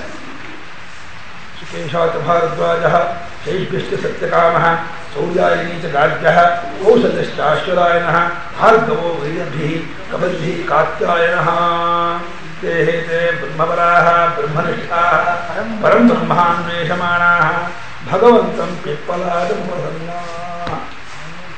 ಭಗವಂತರಾದ ತತ್ವಜ್ಞಾನಿಗಳಾದಂತಹ ಪಿಪ್ಪಲಾದ ಮಹರ್ಷಿಗಳ ಹತ್ರ 6 ಜನರು ಹೋಗ್ಬಿಟ್ಟು 1 ಸಂವತ್ಸರ ಕಾಲ ಬ್ರಹ್ಮಚರ್ಯ ಮಾಡಿ ಅವರು ತಿಳ್ಕೊಂಡ್ರು. ಕೊನೆಗೆ ಅವರು 6ನೇ ಪ್ರಶ್ನೆ ತೀರ್ಮಾನವಾದ್ಮೇಲೆ ತೇತಮರ್ಚಯಂತಹ ಊಚುಃ ತ್ವಂ ಹಿನಸ್ಪಿತಾ ಯೋ ಅಸ್ಮಾಕಂ ಅವಿದ್ಯಾಯಾಃ ಪರಂಪಾರಂ ಪಾರಯೇಹಿ. ಅವರು 6 ಜನರು ಸರೆಂಡರ್ ಆಗ್ಬಿಟ್ಟಿರುತ್ತೆ, ಕಾಶಿಕೊಂಡ್ಬಿಟ್ಟಿರುತ್ತೆ. ಗುರುಗಳೇ, ನಿಜವಾಗಿ ನೀವೇ ನಮಗೆ ತಂದೆ, ಯಾವ ನೀವು ಈ ಅವಿದ್ಯಾ ಅನ್ನುವಂತಹ ದೊಡ್ಡ ಸಾಗರದಿಂದ ನಮ್ಮನ್ನು ಎತ್ತಿಬಿಟ್ರೋ, ನಮ್ಮನ್ನು ಉದ್ಧಾರ ಮಾಡಿಬಿಟ್ಟು ಆಚೆ ಪರಮಾತ್ಮ ಜಲಕ್ಕೆ ಸೇರಿಸಿಬಿಟ್ರೋ ಅಂಥ ನೀವೇ ನಮಗೆ ನಿಜವಾದ ತಂದೆ. ಶರೀರಮೇವ ಮಾತಾಪಿತರು ಜನಯತಃ ವಿದ್ಯಾತಸ್ಥಂ ಜನಯತಿ ತತ್ ಶ್ರೇಷ್ಠಂ ಜನ್ಮ. ಆಪಸ್ತಂಬರು ತಂದೆ ತಾಯಿಗಳು ಕೇವಲ ಶರೀರವನ್ನು ಮಾತ್ರ ಸೃಷ್ಟಿ ಮಾಡಿಕೊಡ್ತಾರೆ. ಶರೀರವನ್ನು ಸೃಷ್ಟಿ ಮಾಡಿಕೊಟ್ಟ ತಂದೆ ತಾಯಿಗಳು ಪೂಜ್ಯರೇ, ಅವರು ಗೌರವಾನ್ವಿತರೆ. ಅವರ ವಿಷಯಕ್ಕೆ ತುಂಬ ನಾವು ಗೌರವ ಇರಬೇಕು. ನಮ್ಮ ಜನ್ಮ ಕೊಟ್ಟಂತಹ ತಂದೆ ತಾಯಿ ವಿಷಯಕ್ಕೆ ಯಾವ ಕಾರಣಕ್ಕೂ ನಾವು ಅವರಿಗೆ ಮನಸ್ಸು ನೋಯಿಸಬಾರ್ದು, ಅಪಚಾರ ಮಾಡಬಾರ್ದು. ಶಾಸ್ತ್ರ ಬಹಳ ಇದಾಗಿ ಹೇಳುತ್ತೆ. ಅನಿತ್ಯವಾದ ಶರೀರವನ್ನು ತಂದುಕೊಟ್ಟಂತಹ ತಂದೆ ತಾಯಿ ವಿಷಯಕ್ಕೆ ನಾವು ಎಷ್ಟು ಗೌರವ ಇರಬೇಕು ಅಂದರೆ, ನಿತ್ಯವಾಗಿರುವಂತಹ ಬ್ರಹ್ಮ ಶರೀರವನ್ನು ತಂದುಕೊಡ್ತಾರಲ್ಲ ಅವರ ವಿಷಯಕ್ಕೆ ನಾವು ಹೇಗಿರಬೇಡ. ವಿದ್ಯಾತಃ ಜನಯತಿ, ವಿದ್ಯಾತ ಆತ್ಮಜ್ಞಾನದಿಂದ ಆ ಒಂದು ಬ್ರಹ್ಮ ಶರೀರವನ್ನು ತಂದುಕೊಡ್ತಾರೆ. ತತ್ ಶ್ರೇಷ್ಠಂ ಜನ್ಮ, ಆ ಜನ್ಮ ಇದೆಯಲ್ಲ ವಿದ್ಯೆಯಿಂದ ಉಂಟಾಗುವ ಬ್ರಹ್ಮಸ್ವರೂಪದ ಜನ್ಮ. ನಾನು ಅಖಂಡ ಸಚ್ಚಿದಾನಂದ ಸ್ವರೂಪನಾದ ಸದಾನಂದ ರೂಪ ಶಿವೋಹಂ ಶಿವೋಹಂ ಗೊತ್ತಾಗಲ್ಲ. ಆ ಶಿವಸ್ವರೂಪವನ್ನು ತೋರಿಸಿಕೊಟ್ಟಂತಹ ಆ ಬ್ರಹ್ಮಜ್ಞಾನಿಗಳ ತಂದೆತನ, ತಂದೆತ್ವ, ಪಿತೃತ್ವ ಎಷ್ಟೊಂದು. ತಸ್ಮೈನ ದೃಶ್ಯೇ ಕದಾಚನ, ಸ್ವಪ್ನಲ್ಲೂ ಕೂಡ ಆ ಗುರು ದ್ರೋಹ ಮಾಡಲ್ಲ. ಯಾವ ಕಾರಣಕ್ಕೂ ಅಂಥ ಗುರುಗಳ ದ್ರೋಹ ಅಂದರೆ ನಿಂದೆ ಎಲ್ಲರೂ ಕಂಡು ಬಂದರೆ ಅವರ ವಿಷಯಕ್ಕೆ ಯಾರಾದ್ರು ಹಗರ ಮಾತಾಡ್ತಿದೆ ಇಲ್ಲ ವಿರೋಧ ಮಾಡಿಲ್ಲ ಎಂದು ಹೋಗು, ಅದನ್ನು ಮಾತ್ರ ಕೇಳಬೇಡ. ಕೇಳಿಬಿಟ್ರೆ ಕಿವಿ ಸೋರುತ್ತೆ ಅಂತ ಶಾಸ್ತ್ರ ಹೇಳುತ್ತೆ. ಗುರುಗಳಿಂದ ಪರಿವಾದ ಹೇಳ ಸುತ್ತನ ಆಪಸ್ತಂಭರು ಹೇಳ್ತಾರೆ, ಗುರುಗಳ ವಿಷಯಕ್ಕೆ ಯಾರಾದರೂ ನಮ್ಮ ಗುರು ಬಗ್ಗೆ ನಿಂದೆ ಮಾಡ್ತಾ ಇದ್ರೆ ತಕ್ಷಣ ವಿರೋಧ ಮಾಡು, ಬಾಯಿ ಮುಚ್ಚಿ ಹೇಳು. ನೀವು ವಿರೋಧ ಮಾಡೋಕ್ಕಾಗಲಿಲ್ವಾ ಎದ್ದೋಗಲ್ಲಿಂದ ಅದನ್ನು ಮಾತ್ರ ಕೇಳಬೇಡ, ಆ ನಿಂದೆ ಮಾತ್ರ ಕೇಳಬೇಡ ಅಂತ ಹೇಳ್ತಾರೆ. ಯಾಕೆಂದರೆ ಅಷ್ಟು ಅಪಚಾರ ಅದು, ಅಷ್ಟು ಪಾಪಕರ್ಮ ಅದು ಗುರು ಬಗ್ಗೆ ಕೇಳೋದು. ಇಂಥ ತತ್ವಜ್ಞಾನವನ್ನು ಕೊಟ್ಟಂತಹ ಗುರುಗಳು ನಿಜವಾದ ತಂದೆ. ಅಂಥ ಮಹಾತ್ಮರ ಸಂಘ ಇದೆಯಲ್ಲ, ಯಹ ಮಹಾನುಭಾವಂ ಸೇವತೆ, ಮಹಾನುಭಾವರಾಗಿರುವ ತತ್ವವನ್ನು ಕಲ್ಕೊಂಡ ಭಗವದ್ಭಕ್ತರಾದ ಮಹಾಭಾಗವತೋತ್ತಮರಾದಂತಹ ಆ ಜ್ಞಾನಿಗಳನ್ನು ಯಾರು ಸೇವಿಸುತ್ತಾನೋ ಅವರೂ ಮಾಯಿಂದ ಆಡ್ತಾರೆ. ಇವು ಒಂದೊಂದು ಸ್ವತಂತ್ರವಾದ ನ್ಯಾಯ. ಯಹ ಸಂಗಾಂಸ್ಥಿತಿ ಸಹ ಮಾಯಾಂ ತರತಿ, ಯಹ ಮಹಾನುಭಾವಂ ಸೇವತೆ ಸಹ ಮಾಯಾಂ ತರತಿ, ಯಹ ನಿರ್ಮಮೋ ಭವತಿ ಸಹ ಮಾಯಾಂ ತರತಿ. ಇದರ ಸಾಧನ. ನಿರ್ಮಮೋ ಭವತಿ ಇದೇನ ಮಮತ್ವ ಬುದ್ಧಿ, ನನ್ನದು ನನ್ನದು ಇದೆಲ್ಲ ಇದೇ ಒಂದು ರೀತಿ ಇದು ಅಭಿಮಾನ ಅಡ್ಕೊಳ್ಳೋ ಕಾರಣ. ತ್ಯಕ್ವಾ ಮಮಾಹಮಿತಿ ಬಂಧಕರೇ ಪದೇ ದ್ವೇ ದ್ವೇ ಪದೇ ಬಂಧಕರೇ ಕೇತೆ ಮಮ ಅಹಂ. ಮಮತ್ವ ಬುದ್ಧಿ, ಅಹಂತಾ ಬುದ್ಧಿ, ನಾನು ಅನ್ನೋದು ನಂದು ಅನ್ನೋದು ಇದು ಎರಡೇ ನನಗೆ ಬಂಧಕರ. ಭಾಗವತಕಾರ ಹೇಳ್ತಾನೆ, ನಂದು ನಂದು ಅಂತೇಳಿ ನಾವು ಒಂದೊಂದು ವಿಷಯವನ್ನು ಅಂಟಿಸ್ಕೊಂಡ್ರೆ ಯಾವ್ಯಾವ ವಿಷಯ ಅಂಟಿಸ್ಕೊಳ್ತೀವೋ ಆ ಪ್ರತಿಯೊಂದು ಒಂದೊಂದು ಗೂಟವಾಗಿ ಹೃದಯಕ್ಕೆ ನಟ್ಕೊಳ್ತಂತೆ. ನಮ್ಮ ಹೃದಯಕ್ಕೆ ದುಡ್ಡನ್ನು ನಂದು ತಂದ್ಕೊಂಡೇ ನಿಂತ್ಕೊಳ್ಳಿ, ಆ ದುಡ್ಡೆಂಬ ಗೂಟ ಹಿಡಿದು ನೆಟ್ಕೊಳುತ್ತೆ. ಯಾವುದಾದ್ರೂ ಕಾರಣದಿಂದ ದುಡ್ಡು ಕಳೆದು ಹೋಯ್ತು ಅಂತಂದರೆ ಆ ಒಂದು ಗೂಟ ಕಿತ್ತೋಗುವಾಗ ವೇದನೆ ಆಗುತ್ತಲ್ಲ, ಅಯ್ಯೋ ನನ್ನ ದುಡ್ಡು ಹೋಗ್ಬಿಟ್ಟು ದುಡ್ಡು ಕಳ್ಕೊಂಡ್ಬಿಟ್ಟೆ ಸೆಟ್ಟಾಗುತ್ತೆ. ಬರೀ ದುಡ್ಡು ಹೋಗಿದ್ದಕ್ಕೆಲ್ಲ ಸೆಟ್ಟಾಗಿದ್ದು ಆ ದುಡ್ಡಿನ ಮೇಲಿರುವ ಪ್ರೇಮವೆಂಬ ಗೂಟವನ್ನು ನಾವಾಗಿ ಹೊಡ್ಕೊಂಡ್ವಿ. ನಮ್ಮ ಮಕ್ಕಳು ಅನ್ನುವಂಥ ಅಭಿಮಾನವೆಂಬ ಗೂಟವನ್ನು ನಾವು ಹೊಡ್ಕೊಳ್ತೀವಿ. ಹಾಗಾಗಿ ನಮ್ಮ ಮಕ್ಕಳು ಯಾರಾದರೂ ಬಿಟ್ಟು ಹೋಗ್ಬಿಟ್ರು ಅಂದರೆ ತಡ್ಕೊಳಕ್ಕಾಗಲ್ಲ, ಒದ್ದಾಡೋದು. ಅಯ್ಯೋ ಪುತ್ರ ಶೋಕ ನಿರಂತರ ಸ್ವಾಮಿ, ಮಗನ ಶೋಕ ಸಾಮಾನ್ಯ ಅಲ್ಲ ಅಂತ. ಅದೇ ಪ್ರಪಂಚದಲ್ಲಿ ಮಕ್ಕಳು ಸಾಯ್ತಾ ಇದ್ವು ನಾವು. ಅದು ನಮಗೇನಾಗುತ್ತೆ ಅಂತ ಕೇಳಿದ್ರೆ ನಮ್ಮದೂ ಗೂಟ ನಾವು ನೆಟ್ಕೊಂಡಿಲ್ಲ. ಯಾವ ಮಗ ಸತ್ತೋಗ್ತಾನೋ ಆ ಮಗನ ವಿಷಯಕ್ಕೆ ಯಾರು ನನ್ನದು ಅಂತ ಗೂಟ ನೆಟ್ಕೊಂಡಿರ್ತಾರೋ ಅವರಿಗೆ ಆ ಒದ್ದಾಟ. ಅಂದರೆ ಅವನಿಗೂ ಗೊತ್ತಿಲ್ಲದೇನೆ ಒಂದೊಂದು ವಿಷಯದ ಆಸಕ್ತಿ ಎನ್ನುವಂತಹ ಗೂಟವನ್ನು ಅವನು ಹೊಡ್ಕೊಂಡಿರ್ತಾನೆ. ತನ್ನ ಹೃದಯಕ್ಕೆ ಮನಸ್ಸಿಗೆ ಆ ಮಗನ ಬೆಳೆ, ದುಡ್ಡಿನ ಬೆಳೆ, ಮನೆಯ ಬೆಳೆ, ಬಂಧುಗಳ ಬೆಳೆ, ಎಲ್ಲ ಬೆಳೆ ಹೊಡ್ಕೊಂಡು, ಅಧಿಕಾರದ ಬೆಳೆ. ಅಧಿಕಾರ ಹೋಯ್ತು ಅಂತಂದರೆ ಅಯ್ಯೋ ಸ್ವಾಮಿ, ಇದನ್ನು ಕೆಂಗಲ್ ಹನುಮಂತರು ಹೇಳಿದಂತೆ. ನಮ್ಮ ಸ್ವಾಮಿ ಹತ್ರ ಬಂದಿದ್ದು ಕೆಂಗಲ್ ಹನುಮಂತಿಯವರು 61ನೇ ಇಸವಿಯೋ 70ನೇ ಇಸವಿಯೋ ಸ್ವಾಮಿ ಹತ್ರ ಬಂದಾಗ, ನಾನು ರಾಜ್ಯಭ್ರಷ್ಟನಾದ ಧರ್ಮರಾಜನಂತೆ ಆಗ್ಬಿಟ್ಟಿದ್ದೀನಿ, ನಿಮ್ಗೆ ಭಾಳ ದುಃಖ ಆಗ್ತಾ ಇದೆ, ಆಶೀರ್ವಾದ ಮಾಡಿ ನಾನು ಮತ್ತೆ ಗೆದ್ದು ಮತ್ತೆ ನಾನು ಮಂತ್ರಿ ಆಗಬೇಕು ಅಂತ ಕೇಳ್ಕೊಂಡಿದ್ದೆ. ಅಂದರೆ ಆ ಒಂದು ರುಚಿಯನ್ನು ಕಂಡುಕೊಂಡವರಿಗೆ ಅದು ಕಳ್ಕೊಂಡ್ಬಿಟ್ಟಿದ್ರೆ ಒದ್ದಾಡ್ತಿರ್ತಾರೆ. ನಮ್ಗೆ ಏನಪ್ಪ ಅಷ್ಟು ಒದ್ದಾಡಬೇಕಾಗೋದು ಅಂತ. ನಮಗೆ ಇದು ಆಗಿಲ್ಲ, ಆ ರುಚಿ ಅಂದ್ಕೊಂಡಿಲ್ಲ, ಆ ಮೋಹ ಬಂದಿಲ್ಲ. ನಮಗೂ ಮೋಹ ಅಂದ್ಕೊಂಡ್ಬಿಡ್ತು ಅಂತಂದ್ರೆ ಮುಗಿದ ಕಥೆ ನಮ್ಮದು. ನಾವು ಊರು ಹೋಗೋದ್ರ ಹಿಂದೆ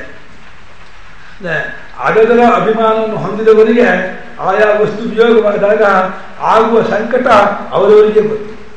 ಅದರ ಅಭಿಮಾನ ಅನ್ನೋದು ಪ್ರತಿಯೊಂದು ಒಂದು ಶಂಕು ಇದ್ದಾಗೆ, ಮೆಳೆ ಇದ್ದಾಗೆ, ಗೂಟ ಇದ್ದಾಗೆ ನಡ್ಕೊಂಡಿರುತ್ತಲ್ಲ, ಆ ಸಂಘ ಅನ್ನೋದು ಮನುಷ್ಯನಿಗೆ ಬಹಳ ದುಃಖ ಕೊಡುತ್ತೆ. ಹಾಗೆ ಅವ್ರು ಹೇಳ್ತಾರೆ, ನಿಜಗ್ರಹ ಪೂರ್ಣಂ ವಿನಿರ್ಗಮ್ಯದ. ಸಾಧಕರಾದವನು ಆ ಮನೆಯ ಸಂಬಂಧ, ಬಂಧುಗಳ ಸಂಬಂಧ, ಯಾವುದೇ ತನ್ನತನದ ಯಾವ ಒಂದು ವಸ್ತುವನ್ನು ಮೋಹ ಇಟ್ಕೋಬಾರ್ದು. ಅದು ಇಟ್ಕೊಂಡ್ಬಿಟ್ಟ ಅಂದರೆ ಅದು ಹಿಡ್ಕೊಂಡ್ಬಿಡುತ್ತೆ ಅವರನ್ನು. ಅದು ಒಂದು ರೀತಿ ಗ್ರಹ ಇದ್ದಾಗೆ. ಅದು ಚಕ್ಷುರ್ವೈ ಗ್ರಹ ಸ ರೂಪೇಣ ಅತಿಗ್ರಾಹೇಣ ಗೃಹೀತ. ಕಣ್ಣು ತಿಮಿ ಆದರೆ ರೂಪ ತಿಮಿಂಗಿಲ. ಈ ತಿಮಿಯನ್ನು ತಿಂದಾಕುವಂತ ತಿಮಿಂಗಿಲ, ಆ ತಿಮಿಂಗ್ ಗಿಲಿಗಿಲ ಇರುವುದು. ಗಿಲಿಗಿಲ ನಮ್ಮನ್ನು ತಿಂದಾಕ್ಬಿಡುತ್ತೆ. ನಾವೇನೋ ರೂಪವನ್ನು ನೋಡಬೇಕು ಅಂತ ಹೋದ್ರೆ ಆಗ ರೂಪವನ್ನು ನಮ್ಮನ್ನು ಹಿಡ್ಕೊಂಡ್ಬಿಟ್ಟಿದೆ, ಬಿಡಕ್ಕೆ ಬಿಡೋದು. ಅದನ್ನ ನೋಡ್ತಾ ಕಕ್ಕರಾಗಿ ನಿಂತ್ಕೊಂಡ್ಬಿಡ್ತಾನೆ ಆ ಬಾಯ್ಬಿಟ್ಕೊಂಡು. ಅಷ್ಟರ ಮಟ್ಟಿಗೆ ನಾನು ಅಲ್ಲಿ ಮುಳುಗಿದ್ದೀನಿ, ಆದರೆ ತನ್ಮೇಲೆ ಹಿಡ್ಕೊಂಡಿದ್ದೀನಿ ಜ್ಞಾನ ಬರಲ್ಲ ಅವನಿಗೆ. ಅದೊಂದು ರೀತಿ ಇಂದ್ರಿಯಗಳನ್ನು ವಿಷಯಕ್ಕೆ ಕಳಿಸುವಾಗ ಇಂದ್ರಿಯಗಳನ್ನು ವಿಷಯ ಹೇಳ್ಕೊಂಡ್ಬಿಡುತ್ತೆ, ಎಳ್ಕೊಂಡ್ಬಿಡುತ್ತೆ. ಹಾಗೆ ರೂಪಾದಿಗಳನ್ನು ಅತಿಗ್ರಹ ಅಂತ ಕರೀದೆ, ಚಕ್ರಾದಿಗಳನ್ನು ಗ್ರಹ ಅಂತ ಕರೆದ್ಬಿಟ್ಟು ರೂಪಾದಿಗಳು ಅತಿಗ್ರಹ, ಇದನ್ನು ಹಿಡಿದಿರುವಂಥ ಗ್ರಹ ಅಂತ. ಅದು ಮೊಟ್ಟಮೊದಲು ಏನು ಮಾಡಬೇಕು, ಈ ಗ್ರಹಾದಿಗ್ರಹ ಬಂಧವನ್ನು ತಪ್ಪಿಸ್ಕೋಬೇಕಾದರೆ ಇದರ ಸಂಘವನ್ನು ಬಿಡಬೇಕು, ಮಮತ್ವ ಬುದ್ಧಿಯನ್ನು ಬಿಡಬೇಕು. ನನ್ನದು ಅಂತ ಅನ್ಕೊಂಡ್ಬಿಟ್ರೆ ಒಂದು ಸಣ್ಣ ವಸ್ತು ನನ್ನದು ಅಂದ್ಕೊಂಡು ಸಾಕು, ಹೆಂಗೆ ಬರ್ತಿರುತ್ತೆ ಮೋಹ, ಆಶ್ಚರ್ಯ ಆಗುತ್ತೆ. ಒಂದು ಸನ್ಯಾಸಿಗೆ ಒಂದು ತಾಲೂಕಿನ ಕರಟ ಆಗಲಿ ಅಥವಾ ಒಂದು ಕೋಪಿನ ಇರಲಿ ಅಥವಾ ಇನ್ಯಾವುದಾದ್ರು ಕಂಠಾಗಿರಲಿ, ಅದೆಲ್ಲ ಅಭಿಮಾನ ಬಿಟ್ಬಿಟ್ಟು ಸಾಕು. ಅದಕ್ಕೆ ಕಳೆದು ಹೋದರೆ ಅದು ಯಾರಾದರೂ ಬಿಟ್ಟುಬಿಟ್ಟು ತಗೊಂಡ್ಬಿಟ್ರೆ ಒದ್ದಾಡ್ತಿರ್ತಾರೆ. ಕಾಶಿಲಿ ಒಬ್ಬ ಸನ್ಯಾಸಿ ಇದ್ದಂತೆ, ಅವರಂತ ಒಂದು ಭಾಳ ಸುಂದರವಾದ ಒಂದು ಕರಟ ಇತ್ತು. ಎಷ್ಟು ಚೆನ್ನಾಗಿ ಮುದ್ದಾಗಿತ್ತು ಅಂತಂದರೆ ಭಾಳ ಚೆನ್ನಾಗಿ ಅದನ್ನು ಕೆತ್ತಿಬಿಟ್ಟು ಅದಕ್ಕೊಂದು ರೀತಿ ಹಿಡಿ ಮಾಡಿಬಿಟ್ಟು ಭಾಳ ಉದ್ದ ಮಾಡಿದ್ರು. ಅದನ್ನು ಯಾರೋ ತುಂಬ ಚೆನ್ನಾಗಿದೆ, ಇದು ನಾನು ಕೊಟ್ಟಿದ್ದೀನಿ ಅಂತ ಒಬ್ರು ಕೇಳಿಬಿಡ್ತಾರೆ. ನಾನು ಕೊಡಲ್ಲ, ನನಗೆ ಇದೆಯಲ್ಲ ಅವ್ರು ಇಟ್ಕೊಳ್ತಾರೆ. ಅವರಿಗೆ ಏನಾಗುತ್ತೆ, ಅದು ಯಾರೋ ನಾನು ಕಣ್ಮುಚ್ಕೊಂಡು ಜಪ ಮಾಡಬೇಕಾದ್ರೆ ಹೊತ್ಕೊಂಡು ಹೋಗ್ಬಿಟ್ರೆ, ಕಣ್ಮುಚ್ಕೊಂಡು ಜಪ ಮಾಡೋಕ್ಕೂ ಆಗ್ತಿರ್ಲಿಲ್ಲವಂತೆ. ಒಳ್ಳೆ ದಂಡೆ ಮೇಲೆ ಮೆಟ್ಲ ಮೇಲೆ ಅದು ನೀರು ಹಿಡ್ಕೊಂಡ್ಬಿಟ್ಟು ಪಕ್ಕದಲ್ಲಿ ಇಟ್ಕೊಂಡು ಧ್ಯಾನ ಕೂತ್ಕೊಂಡ್ರೆ ಕಣ್ಮುಚ್ಕೋಕೆ ಆಗ್ತಾ ಇಲ್ಲ. ಒಂದೊಂದು ನಿಮಿಷಕ್ಕೂ ಸಹ ನೋಡಬೇಕು ಎಲ್ಲ ಹೊತ್ಕೊಂಡು ಹೋಗೋದು ಅಂತ. ಖಾಲಿ ಕರ್ತಾಗೋ ನೀನು ತೆಂಗಿನಕಾಯಿಂದ ಮಾಡೋ ಚಿಪ್ಪೋದು, ಅದನ್ನ ಮೋಹ ಬಂದು ಅವ್ರಿಗೆ ಧ್ಯಾನಕ್ಕೆ ತೊಂದರೆ ಮಾಡ್ತಾ ಇದೆ. ಕೊನೆಗೆ ಅವ್ರಿಗೆ ಅನ್ಸುತ್ತೆ, ಅಯ್ಯೋ ಈ ಒಂದು ಕರೆಕ್ಟದಿಂದ ನಾನು ಇಷ್ಟೊಂದು ನಾನು ಇದಾಗ್ತಿಲ್ಲ ಅಂತ ಹೇಳ್ಬಿಟ್ಟು ಬಿಸಾಡ್ಬಿಟ್ಟಿರುತ್ತೆ. ಇದು ಇದ್ದರೆ ನನಗೆ ಇದು ತೊಂದರೆ ಅಂತ ಹೇಳ್ಬಿಟ್ಟು ಆಮೇಲೆ ನಿರಾಳ ಬಂತು. ರಾಮಕೃಷ್ಣ ಪರಮಹಂಸರು ಅವ್ರ ತಾಯಿನೂ ಅವ್ರು ಹೇಳ್ತೀನಿ, ಇಬ್ಬರು ಕಾಶಿ ಹತ್ರ ಹೊರಟಿದ್ರಂತೆ. ಹೊರಟಿದ್ರೆ ಅವ್ರೇನು ಮಾಡಿದ್ದಾರೆ, ಅವ್ರು ಹೇಳ್ತಿ ರವೆ ಉಂಡೆ ಒಳಗೆಲ್ಲ ಒಂದೊಂದು ಬಂಗಾರದ ಗುಂಡು ಹಾಕಿದ್ದಾರೆ. ಯಾಕೆಂದರೆ ಅಕಸ್ಮಾತ್ ಕಾಶಿಗೆ ಹೋದಾಗ ಏನಾದರೂ ಕಷ್ಟ ಬಂದುಬಿಟ್ರೆ ಆಪತ್ಕಾಲಕ್ಕೆ ಇರಲಿ ಅಂತ ಹೇಳಿಬಿಟ್ಟು ಪಾಪ ಆಕೆ ಜೋಪಾನವಾಗಿ ಒಂದೊಂದು ರವೆ ಉಂಡೆ ಒಳಗೂ ಒಂದೊಂದು ಗುಂಡು ಇಟ್ಟಿದ್ದಾರೆ. ಹೋಗ್ತಾ ಇದ್ದಾರೆ, ನಡ್ಕೊಂಡು ಹೋಗೋ ಕಾಲ ಹೋಗ್ತಾ ಇದ್ದರೆ ಮಧ್ಯ ಒಂದು ಕಾಡಿನ ದಾರಿ ಬಂದ್ಬಿಡುತ್ತೆ. ಸ್ವಲ್ಪ ಹೋಗಿದ್ರೆ ನನಗೆ ಹೆದರಿಕೆ ಆಗ್ತಾ ಇದೆ ಕಣ್ರಿ, ನನಗೆ ತುಂಬ ಹೆದರಿಕೆ ಆಗ್ತಾ ಇದೆ ಅಂತಂದು. ಯಾಕೆ ಹೆದರಿಕೆ, ಯಾಕೆ ಹೆದರಿಕೆ, ಏನು ಇಟ್ಕೊಂಡಿದ್ಯಾ ಅದು? ಏನು ಇಟ್ಕೊಂಡಿಲ್ಲ, ಏನು ಇಟ್ಕೊಂಡಿಲ್ಲ ಅದು. ಏನು ಇಟ್ಕೊಂಡ್ರೆ ಅದು ಹೆಂಗೆ ಹೆದರಿಕೆ ಆಗುತ್ತೆ? ಹೆದರಿಕೆ ಆಗೋದು ಯಾವಾಗ? ತನ್ನದಾಗಿರೋದು ಹೋಗುತ್ತೆ ಅಂತಂದ್ರೆ ಹೆದರಿಕೆ. ತನ್ನದಾಗಿರೋದು ಹೋಗುತ್ತೆ ಅನ್ನೋ ಕಲ್ಪನೆ ಬಂದರೂ ಹೆದರಿಕೆ ಆಗುತ್ತೆ. ನಂದಾಗಿರೋದು ಹೋಗೋದು ಯಾವುದೂ ಇಲ್ಲ, ಏನು ನಂದು ಇಲ್ಲವೇ ಇಲ್ಲ, ಯಾಕೆ ಹೆದ್ಕೋಬೇಕು ಅಂತ ರಾಮಕೃಷ್ಣ ಪರಮಹಂಸರು ಅವ್ರು ಹೇಳ್ತಾ ಇಲ್ಲ. ಆಮೇಲೆ ಮೆಲ್ಲಿಗೆ ಹೇಳಿದಂತೆ, ಇಲ್ಲ ಈ ರವೆ ಹಣ್ಣಿಗೆಲ್ಲ ಒಂದು ಗುಂಡು ಇಟ್ಕೊಂಡಿದ್ದೀನಿ, ಇಲ್ಲೆಲ್ಲ ಯಾರು ಬಂದು ಕದ್ಕೊಂಡು ಹೋಗ್ಬಿಡ್ತಾರೋ ಹೆದರಿಕೆ ಆಗ್ತಾ ಇದೆ. ಅಯ್ಯೋ ಕೊಡಿಲಿ ಅಂತಂದಂತೆ. ಅಷ್ಟು ಉಂಡೆ ತಗೊಂಡ್ಬಿಟ್ಟು ಎಷ್ಟು ಬಿಟ್ರಂತೆ. ಅಯ್ಯೋ ಇರೋದಾನೆ ನಡಿ ಹೋಗೋಣ ಅಂತ. ಇನ್ನೇನು ಹೆದರಿಕೆ ಹೇಳ್ತಾನೆ, ಅದು ಇದ್ದದ್ದೇ ನನಗೆ ಹೆದರಿಕೆ. ಅದೇ ಎಷ್ಟೋ ಅವರಿಗೆ ಕಾಮಿನಿ ಕಾಂಚನ ವಿರಕ್ತಿ ಇತ್ತು ಅಂತಂದರೆ, ಈ ಭಗವಂತನ ನಂಬ್ಕೊಂಡು ಎಲ್ಲವನ್ನು ಬಿಟ್ಟು ಹೋಗ್ತಾ ಇರೋ ಹೆದರಿಕೆಯಲ್ಲಿ ಅರ್ಥ ಏನು ಅಂತ. ಅಭಯಂ ಸತ್ವ ಸಂಶುದ್ಧಿ. ಇದರಲ್ಲಿ ಸದ್ಗುಣದಲ್ಲಿ ಮೊದಲನೇ ಗುಣವೇ ಅಭಯತ್ವ. ಹೆದರಿಕೆ ಇಲ್ಲದವರ ಇರಬೇಕು. ಹೆದರಿಕೆಯಲ್ಲಿ ಯಾರು ಒದ್ದಾಡ್ಕೊಂಡಿರ್ತಾನೋ ಮೂಢತ್ವ, ಅವನು ದೇಹಾಭಿಮಾನದಲ್ಲಿ ಮುಳುಗೋಗಿದ್ದಾನೆ ಅಂತ. ಯಾವ ಕಾರಣಕ್ಕೂ ಯಾವುದಕ್ಕೆ ಹೆದರಬೇಕು? ಪಾಪ ಕೆಲಸ ಮಾಡೋಕ್ಕೆ ಹೆದರಬೇಕು, ತಪ್ಪು ಮಾಡೋಕ್ಕೆ ಹೆದರಬೇಕು. ತಪ್ಪನ್ನು ಮಾಡದೆ ಹೋಗ್ಬಿಟ್ರೆ ಯಾಕೆ ಹೆದರಿಕೆ? ತಪ್ಪು ಮಾಡೋಕ್ಕೆ ಹೆದರಿಕೆ, ಸುಳ್ಳು ಹೇಳೋಕ್ಕೆ ಹೆದರಿಕೆ ಆಗಬೇಕು, ಹಿಂಸೆ ಮಾಡೋಕ್ಕೆ ಹೆದರಿಕೆ ಆಗಬೇಕು, ಇನ್ನೊಂದು ಕಳ್ತನ ಮಾಡೋದು, ಇನ್ನೊಂದು ಮಾಡೋಕ್ಕೆ ಹೆದರಿಕೆ ಆಗಬೇಕು. ಅದನ್ನೇನು ಮಾಡಲ್ಲ ಅಂತ ತಿಳ್ಕೊಂಡ್ಬಿಟ್ಟು ಹೆದರಿಕೆ ಕಾರಣವೇ ಇಲ್ವಲ್ಲ. ನಾನು ಹೋಗೋದು ಏನಿದೆ? ಇನ್ನೂ ಹೆಚ್ಚು ನೀನು ಸಾಯಿಸ್ಬೋದು, ಮಾಡಿ ಸಾಯಿಸ್ಬೋದು, ಅಷ್ಟೇ ತಾನೆ. ಅದು ಬಹಳ ಮೇಲ್ಮಟ್ಟದ್ದು. ಇಲ್ಲಿ ಒಟ್ಟ ಮೇಲೆ ಒಂದೊಂದು ಕೂಡ ಸ್ವತಂತ್ರವಾದ ಅನ್ವಯವನ್ನು ಹೊಂದಿರುವಂತಹ ನಡವಳಿಕೆ. ಯಹ ಸಂಗಾಂತರತಿ ಸಹ ಮಾಯಾಂ ತರತಿ, ಯಹ ಮಹಾನುಭಾವಂ ಸೇವತೆ ಸಹ ಮಾಯಾಂ ತರತಿ, ಯಹ ನಿರ್ಮಮೋ ಹೋತಿ ಸಹ ಮಾಯಾಂ ತರತಿ ಅಂತ ಹೇಳಿ ಈ ರೀತಿಯಾಗಿ ಮಾಯೆಯನ್ನು ದಾಟುವುದಕ್ಕೆ ಸಂಗತ್ಯಾಗ, ಮಹಾನುಭಾವ ಸಂಪರ್ಕ ಮತ್ತು ಮಮತ್ವ ತ್ಯಾಗ. ಅದರಲ್ಲೂ ಭಗವದ್ಗೀತೆ ಇನ್ನೊಂದು ಸೇರಿದ್ದಾರೆ, ಮಾಮೇವಯೇ ಪ್ರಪದ್ಯಂತೆ ಮಾಯಾಮೇಕಾಂತರಂತೆ. ಅನನ್ಯವಾದ ಭಗವದ್ಭಕ್ತಿಯನ್ನು ಹೊಂದಿದ್ರು ಕೂಡ ಭಗವಂತ ಮಾಯೆ ದಾಟಿಸ್ತಾನೆ ಅಂತ ಹೇಳಿದ್ದಾರೆ. ಅದು ಆ ಭಕ್ತಿ ಬರೋದಕ್ಕೆ ಇದೆಲ್ಲ ಸಾಧನೆಗಳು. ಅಂಥ ಭಕ್ತಿ ಬರಬೇಕಾದ್ರೆ ಇದೆಲ್ಲ ಬಿಟ್ಕೊಂಡಿದ್ದೇ ಬರುತ್ತೆ. ಆಮೇಲೆ ಇನ್ನೂ ಆಗಲಿಲ್ಲ, ಇನ್ನೂ ಕೆಲವು ನಡವಳಿಕೆ ಹೇಳ್ತಾರೆ. ಯೋ ವಿವಿಕ್ತ ಸ್ಥಾನಂ ಸೇವತೆ, ಯೋ ಲೋಕಬಂಧಂ ಉನ್ಮೂಲಯತಿ, ಯೋ ಸ್ತ್ರೀಗುಣ್ಯೋ ಭವತಿ, ಯೋ ಯೋಗಕ್ಷೇಮಂ ತ್ಯಜತಿ ಸಹ ಮಾಯಾಂ ತರತಿ. ಮಾಯಾಂ ತರತಿ ಅದಕ್ಕೂ ಅನ್ವಯ ಮಾಡ್ಕೋಬೇಕು. ಯಾವಾಗಲೂ ಏಕಾಂತ ಸ್ಥಾನದಲ್ಲಿ ಇರೋದಕ್ಕೆ ಇಷ್ಟಪಡ್ತಾನೋ, ಏಕಾಂತ ಪ್ರಿಯನಾಗಿರ್ತಾನೋ, ಜನಜಂಗುಳಿಯ ಮಧ್ಯೆ ಇರೋದಕ್ಕೆ ಯಾರು ಇಷ್ಟಪಡೋದಿಲ್ವೋ ಅವನು ಬೇಗ ಮಾಯಿಂದ ಆಗ್ತಾನೆ. ಜನಜಂಗುಳಿ ನಿಂತ್ಬಿಟ್ರೆ ಏನಾಗುತ್ತೆ? ಅಲ್ಲಿ ಎಲ್ಲ ಜನರ ವಾಸನೆಯನ್ನು ಸೇರ್ಕೊಂಡ್ಬಿಡುತ್ತೆ. 10 ಜನರ ಜೊತೆ ನಾವು ಇದ್ಬಿಟ್ರೆ 10 ಜನರು ತಮ್ಮ ಸಂಸಾರ ವಿಚಾರ ಹೇಳ್ಬಿಡ್ತಾರೆ ನಮಗೆ. ಆಯಿತು, ಅಲ್ಲಿಗೆ ಮುಗಿದು. ದೌಯತಿ ಮಿಥುನ ಸಂಜ್ಞಕವು ಅಂತ 2 ಸನ್ಯಾಸಿಗಳು ಸೇರಿಬಿಟ್ರೆ ಅದು ಮಿಥುನಕ್ಕೆ ಸಮಾನವಂತೆ. 2 ಯತಿ ಸೇರಿದ್ರೆ ಯಾವಾಗಲೂ ಏಕಾಕಿ ಚರೇತ, ಏಕಸ್ತಪೋದು ಅದೇ ಅಲ್ಲೇ ಏಕಾಕಿ ಏಕಾಕಿ ಚಿತ್ತಾತ್ಮ. ಯಾವಾಗ ಒಬ್ಬಂಟಿಗನಾಗಿರೋದಕ್ಕೆ ಅಭ್ಯಾಸ ಮಾಡ್ತದಂತೆ. ಕಷ್ಟ ಬೇಜಾರಾಗುತ್ತೆ ಒಬ್ಬಂಟಿಗನಾಗಿರೋದಕ್ಕೆ ಮನುಷ್ಯರಿಗೆ, ಸಂಘಜೀವಿಯಾಗಿರುವ ಮನುಷ್ಯರಿಗೆ ಒಬ್ಬಂಟಿಯಾಗಿ ಬೇಜಾರಾಗುತ್ತೆ. ಆದರೆ ಆ ಒಂದು ಬೇಜಾರನ್ನು ಭಕ್ತಿ ಮಾಡುವಂತಹ ಭಗವದ್ಭಕ್ತಿಯೋ ಸುಚ್ಛಾಸ್ತ್ರ ಅವಲೋಕನೆಯೋ ಅಥವಾ ಸತ್ಪುರುಷರ ಸಹವಾಸವನ್ನೋ ಅಥವಾ ಇನ್ಯಾವ ಒಂದು ಸದ್ಭಾವನೆಯನ್ನು ತುಂಬ್ಕೊಳ್ತಾ ಇದ್ದರೆ ಅವು ಬೇಜಾರಾಗಲ್ಲ. ಅಲ್ಲಿವರೆಗೆ ಅವನು ಆ ಒಬ್ಬಂಟಿನಾಗಿ ಇರುವುದಕ್ಕೆ ಯೋಗ್ಯತೆ ಕೊಡುವವರಿಗೆ ಒಂದನ್ನು ಅವಲಂಬಿಸ್ಕೊಂಡಿರಲೇಬೇಕು. ಆಮೇಲೆ ಆ ಒಬ್ಬಂಟಿನಾಗಿ ಇರೋದಕ್ಕೆ ಅವಕಾಶ, ಆ ಸಾಮರ್ಥ್ಯ ಬರುತ್ತೆ. ಅದಕ್ಕೆ ಮುಂಚೆ ಆದಷ್ಟು ಯೋ ವಿವಿಕ್ತ ಸ್ಥಾನಂ ಸೇವತೆ. ವಿವಿಕ್ತ ಸ್ಥಾನ ಅಂದರೆ ವಿಂಗಡವಾದ, ಏಕಾಂತವಾದ, ಜನಜಂಗುಳಿಯಿಂದಲೂ ಗಲಾಟೆಯಿಂದಲೂ ಪ್ರಾಕೃತ ಜನರಿಂದಲೂ ಯಾವ ಸ್ಥಳ ದೂರವಾಗಿದೆಯೋ ಅಂಥ ಜಾಗದಲ್ಲಿ ಇರೋದಕ್ಕೆ ಪ್ರಯತ್ನ ಮಾಡ್ತಿರಬೇಕು. ತಸ್ಮಾನ್ನ ಜನಮಿಯಾತ್ ಆಂತಮಿಯಾತ್ ನೇತ್ ಪಾಪಾನ ಮೃತ್ಯು ಮನ್ಮವಾಯಾದೀತಿ. ಬೃಹದಾರಣ್ಯಕ ಆದಷ್ಟು ಪ್ರಾಕೃತ ಜನರ ಸಂಪರ್ಕವನ್ನು ಹೊಂದದೇ ಇರುವನಾಗಿರಬೇಕು. ಶೌತಸ್ಮಾರ್ಥ ಸಂಸ್ಕಾರ ಭಾವಿತರಾಗಿರುವ ಜನರ ಜೊತೆ ಸೇರ್ಕೊಳ್ಳಿ ಅಂತ ಹೇಳಿದ್ದಾರೆ. ಅಲ್ಲೂ ಭಾಷಿಕಾರರು ಅರಣ್ಯ ಜನಸಂಸದಿ ಇರುವಾಗ ಪ್ರಾಕೃತಾನಾಂ ಅವಿನೀತಾನಾಂ ಜನಸಂಸದಿ ಅರತಿ ನತು ವಿನೀತಾನಾಂ ಶಾಸ್ತ್ರ ಸಂಸ್ಕೃತಾನಾಂ ಕುತಃ ಉಪಕಾರಕತ್ವಾತ್.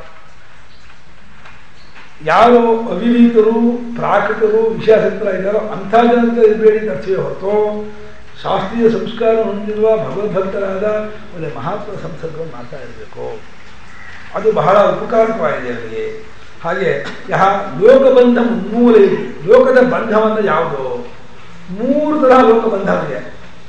ಮನುಷ್ಯಲೋಕ, ಪಿತೃಲೋಕ, ದೇವಲೋಕ ಅಂತ. ಅಂದರೆ ನಾನು ಐಹಿಕ ಜೀವನದಲ್ಲಿ ಚೆನ್ನಾಗಿರಬೇಕು ಅಂತ ಅಂದ್ಕೊಂಡು ಮನುಷ್ಯಲೋಕದ ಬಂಧನ. ನಾನು ಸತ್ತ ಮೇಲೂ ಒಳ್ಳೆ ಪಿತೃಲೋಕ ಪ್ರಾಪ್ತಿ ಆಗಬೇಕು, ಒಳ್ಳೆ ಭೋಗಗಳನ್ನು ಹೊಂದುವನಾಗಬೇಕು ಅಂತ ಅಂದ್ಕೊಂಡ್ರೆ ಅದು ಪಿತೃಲೋಕದ ಜನ್ಮಾಂತರದ ಬಂಧನ. ಇದು ಉತ್ರಾಣ ಮಾರ್ಗದಿಂದ ಬ್ರಹ್ಮಲೋಕದಲ್ಲಿ ಹೋಗಬೇಕು ಅನ್ನೋದು ಕೂಡ ಒಂದು ಲೋಕಬಂಧನ. ಪುತ್ರೈಷಣಾಯಾಶ್ಚ ವಿತ್ತೈಷಣಾಯಾಶ್ಚ ಲೋಕೈಷಣಾಯಾಶ್ಚ ವ್ಯುತ್ಥಾಯ ಅಥ ಭಿಕ್ಷಾಚರ್ಯಂ ಚರಂತಿ. ಕರ್ಮಣ ಪುತ್ರೇಣಾಯ ಲೋಕೋ ಜಯ ನಾನೇನ ಕರ್ಮಣ ಕರ್ಮಣ ಪಿತೃಲೋಕ ವಿದ್ಯೆಯ ದೇವಲೋಕ. ಈ 3 ಪ್ರಕಾರವಾದಂತಹ ಏಷಣೆ ಏನಿದೆ, ಈ ಐಹಿಕ ಲೋಕದಲ್ಲಿ ನೆಮ್ಮದಿಯಾಗಿ ಚೆನ್ನಾಗಿ ದಷ್ಟಪುಷ್ಟನಾಗಿ ಸಮೃದ್ಧನಾಗಿ ನಾನು ಇರಬೇಕು ಅಂತ ಅಂದ್ಕೊಂಡ್ರೆ ಅವನಿಗೆ ಏನು ಮಾಡೋದು? ಅಪ್ಪ ನನಗೆ ಭಕ್ತಿ ಹುಟ್ಟಲ್ಲ. ಹೌದು, ಇಲ್ಲಿ ನಾನು ಚೆನ್ನಾಗಿ ದಷ್ಟಪುಷ್ಟನಾಗಿ ಆಢ್ಯೋ ವಿಜನವಾನಸ್ಮಿ ಓನ್ಯೋಸ್ತಿ ಸದೃಶೋಮಯ ಯಕ್ಷೇ ದಾಸ್ಯಾಮಿ ಬೋಧಿಷ್ಯೆ ಇತ್ಯಜ್ಞಾನ ವಿಮೋಹಿತ.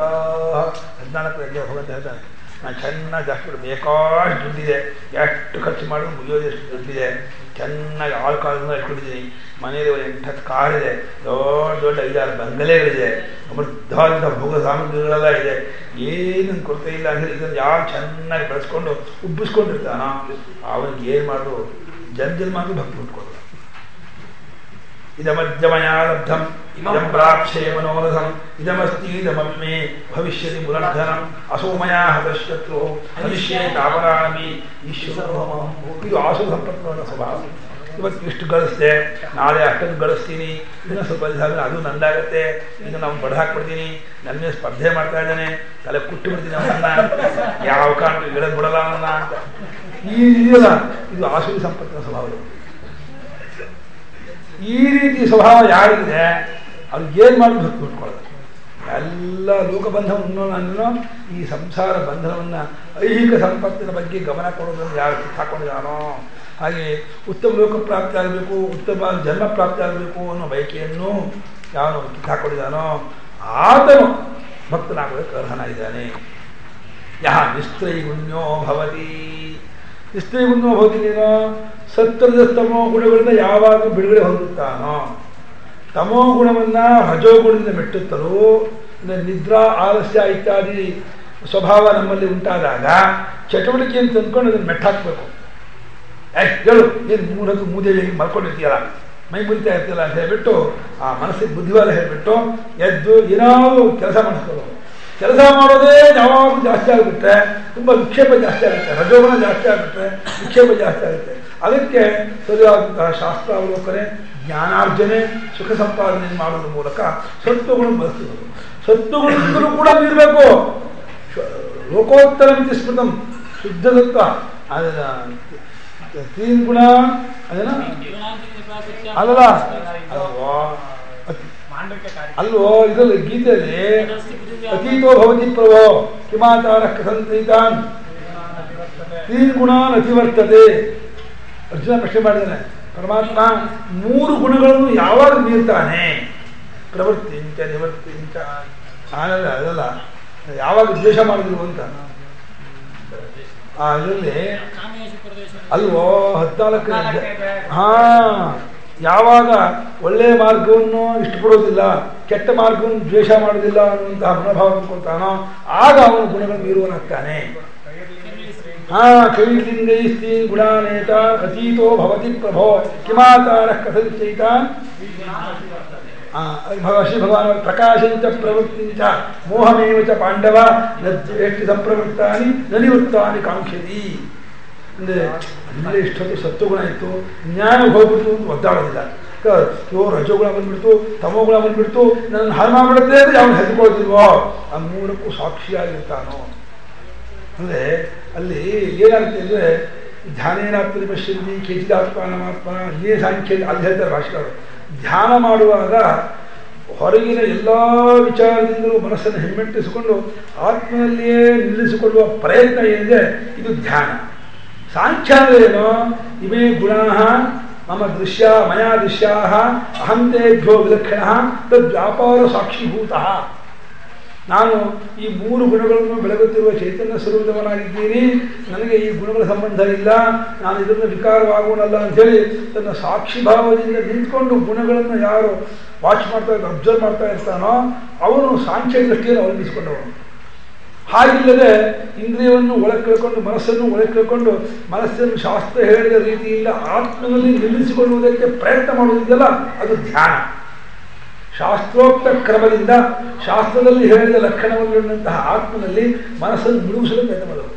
ಶಾಸ್ತ್ರದಲ್ಲಿ ಆತ್ಮನು ಏಕನು, ಆತ್ಮನು ಅದ್ವಿತೀಯನು, ಆತ್ಮನು ನಿರಾಕಾರನು, ಆತ್ಮನು ನಿರ್ವಿಕಾರನು ಈ ರೀತಿ ಇದ್ದಾನೆ ಅಂತ ಹೇಳಿಬಿಟ್ಟು ಆ ಅನುಭವ ತಂದುಕೊಳ್ಳೋಕ್ಕೆ ಅಲ್ಲಿಯೇ ಉಳಿಬೇಕು.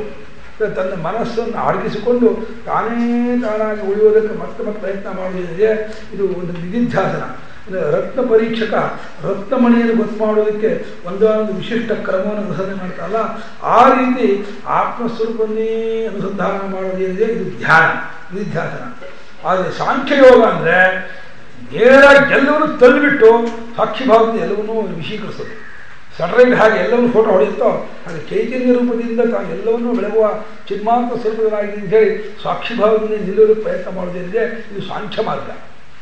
ಈ ಸಾಂಖ್ಯ ಮಾರ್ಗವನ್ನು ಅವಲಂಬಿಸಿಕೊಳ್ಳೋದು ಅನ್ನೋದು ಬಹಳ ಬೇರೆ ಮಟ್ಟದ ವಿದ್ವಾಂಸರಿಗಾಗೋದು. ಧ್ಯಾನ ಯೋಗ ಸ್ವಲ್ಪ ಕೆಳಮಟ್ಟ, ನಮ್ಮಂಥವರಿಗೆ ಇನ್ನೂ ಕಷ್ಟ. ಕರ್ಮಯೋಗವೇ ಅಥವಾ ಭಕ್ತಿ ಮಾರ್ಗ ಇನ್ನು ಇದಾಗಿ ಗೌಣ ಭಕ್ತಿ ಮಾರ್ಗದಲ್ಲಿ ನಾವು ಹೋಗಬೇಕಾಗಿದೆ. ಆದರೆ ಲೋಕಬಂಧವನ್ನು ಅಂದರೆ ಈ ಮನುಷ್ಯ ಲೋಕ, ಪಿತೃಲೋಕ, ದೇವಲೋಕದ ಆಸೆಯನ್ನು ಯಾವಾಗ ಒಗೆದಿರ್ತಾನೋ ನಾನು ಯಾವ ಲೋಕಕ್ಕೂ ಹೋಗಬೇಕಾಗಿಲ್ಲ. ನನಗೆ ತಮೇ 15 ಅಂತ ಹೇಳಿದೆ, ತಮೇವ ಚಾದ್ಯಂ ಪುರುಷಂ ಪ್ರಪದ್ಯೆ ಯತಃ ಪ್ರವೃತ್ತೆ ಪ್ರಸುತಾ ಪುರಾಣಿ. ಆ ಆದಿಪುರುಷನಾದ ಜಗತ್ತಿಗೆಲ್ಲ ಕಾರಣನಾಗಿರುವ ಆ ಮಹಾಮಹಿಮನಾದಂತಹ ಪರಮಾತ್ಮನನ್ನು ನಾನು ಶರಣ ಹೊಂದಿದ್ದೇನೆ. ಆತನೊಬ್ಬನೇ ಗತಿ, ಆತನೇ ನನಗೆ ಸರ್ವಸ್ವ, ಅವನಲ್ಲಿಯೇ ನಾನು ಸೇರಬೇಕಾಗಿದೆ, ಆತನ ಹೊರತಾಗಿ ನಿಮಗೇನು ಬೇಕಿಲ್ಲ ಅಂಥೇಳಿ ಆತನನ್ನು ಶಾಸ್ತ್ರೋಕ್ತ ಕ್ರಮದಿಂದ ಪ್ರೇಮದಿಂದ ಆತನ್ನೇ ಚಿಂತಿಸ್ತಾ ಇರೋದ್ರಿಂದ ಇದು ಬಹಳ ಹೆಚ್ಚಿನ ಭಕ್ತಿಯ ಮಾರ್ಗ. ಇದಕ್ಕೆ ಈ ಲೋಕಬಂಧವನ್ನೆಲ್ಲ ಬಿಟ್ಕೊಂಡಿರಬೇಕು. ಹಾಗೆ ನಿಷ್ಠೆಗುಣನಾಗೂ ಇರಬೇಕು.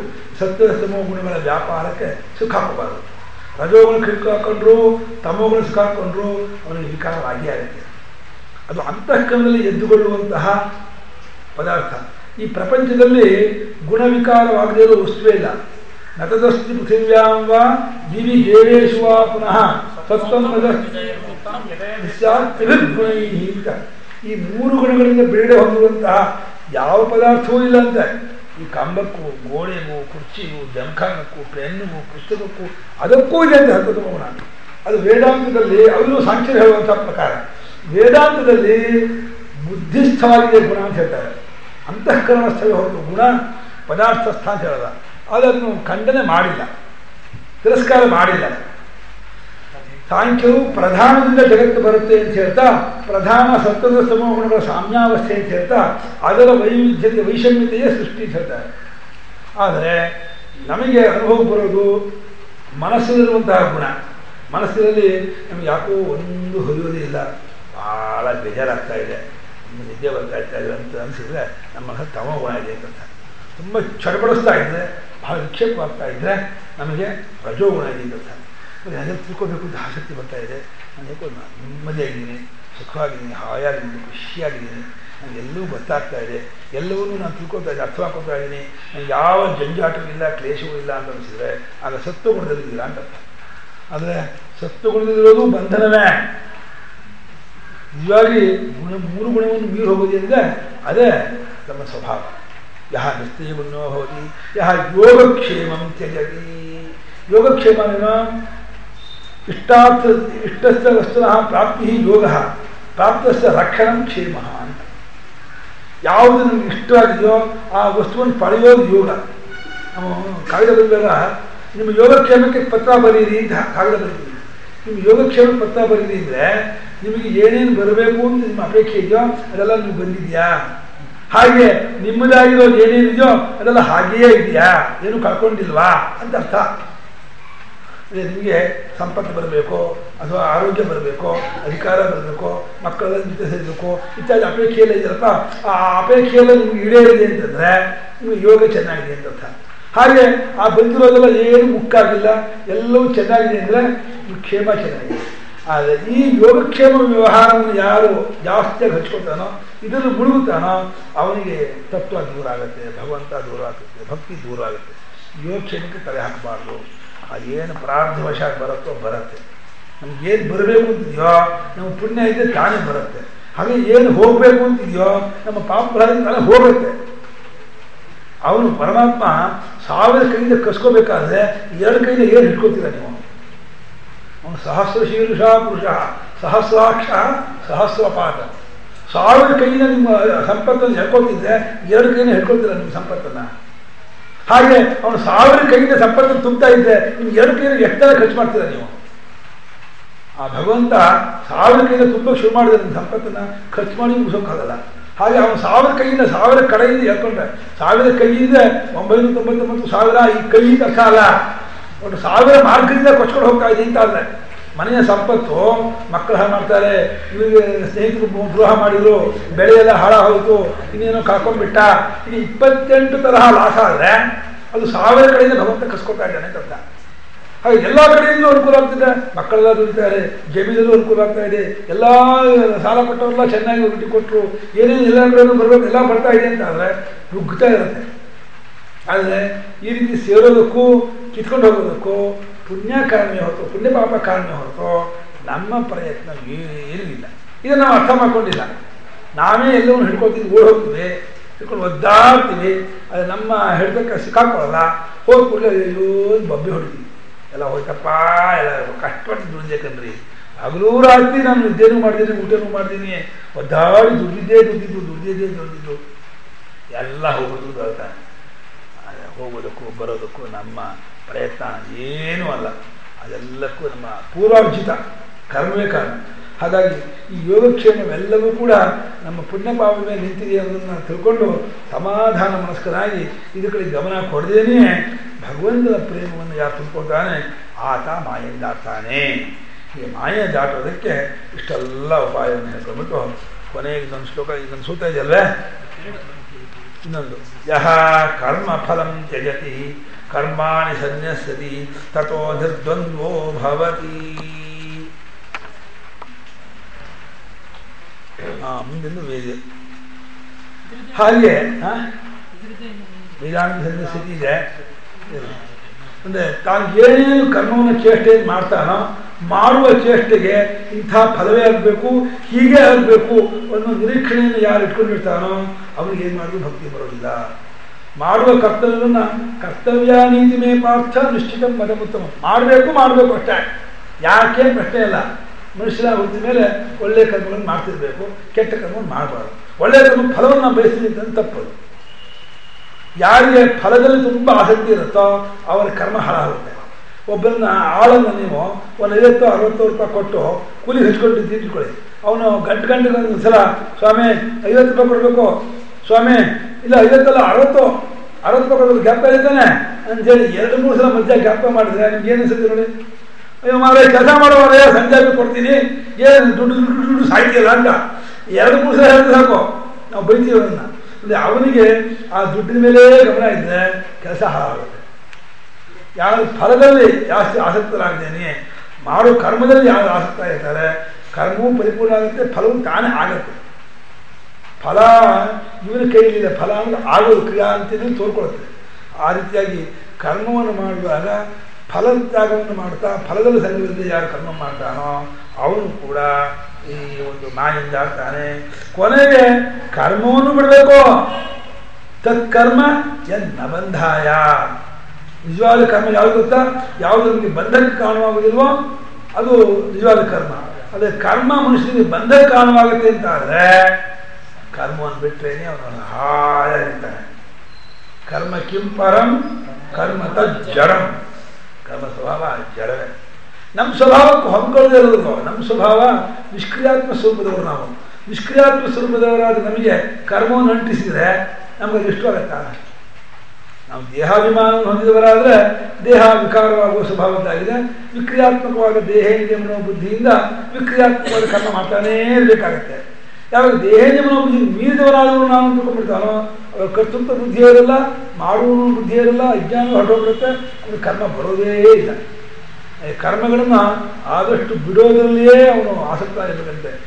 ಅಂದರೆ ನೈತಾದೃಶಂ ಬ್ರಾಹ್ಮಣಸ್ಯಾಸ್ತಿ ವಿತ್ತಂ ಯಥೈಕತಾ ಸಮತಾ ಸತ್ಯತಾ ಚ ಶೀಲಂ ಸ್ಥಿತ ದಂಡ ನಿಧಾನ ಮಾರ್ಜವಂ ಅದು ತತಸ್ತತಸ್ಥೋ ಪರಮಃ ಕ್ರಿಯಾಭ್ಯ.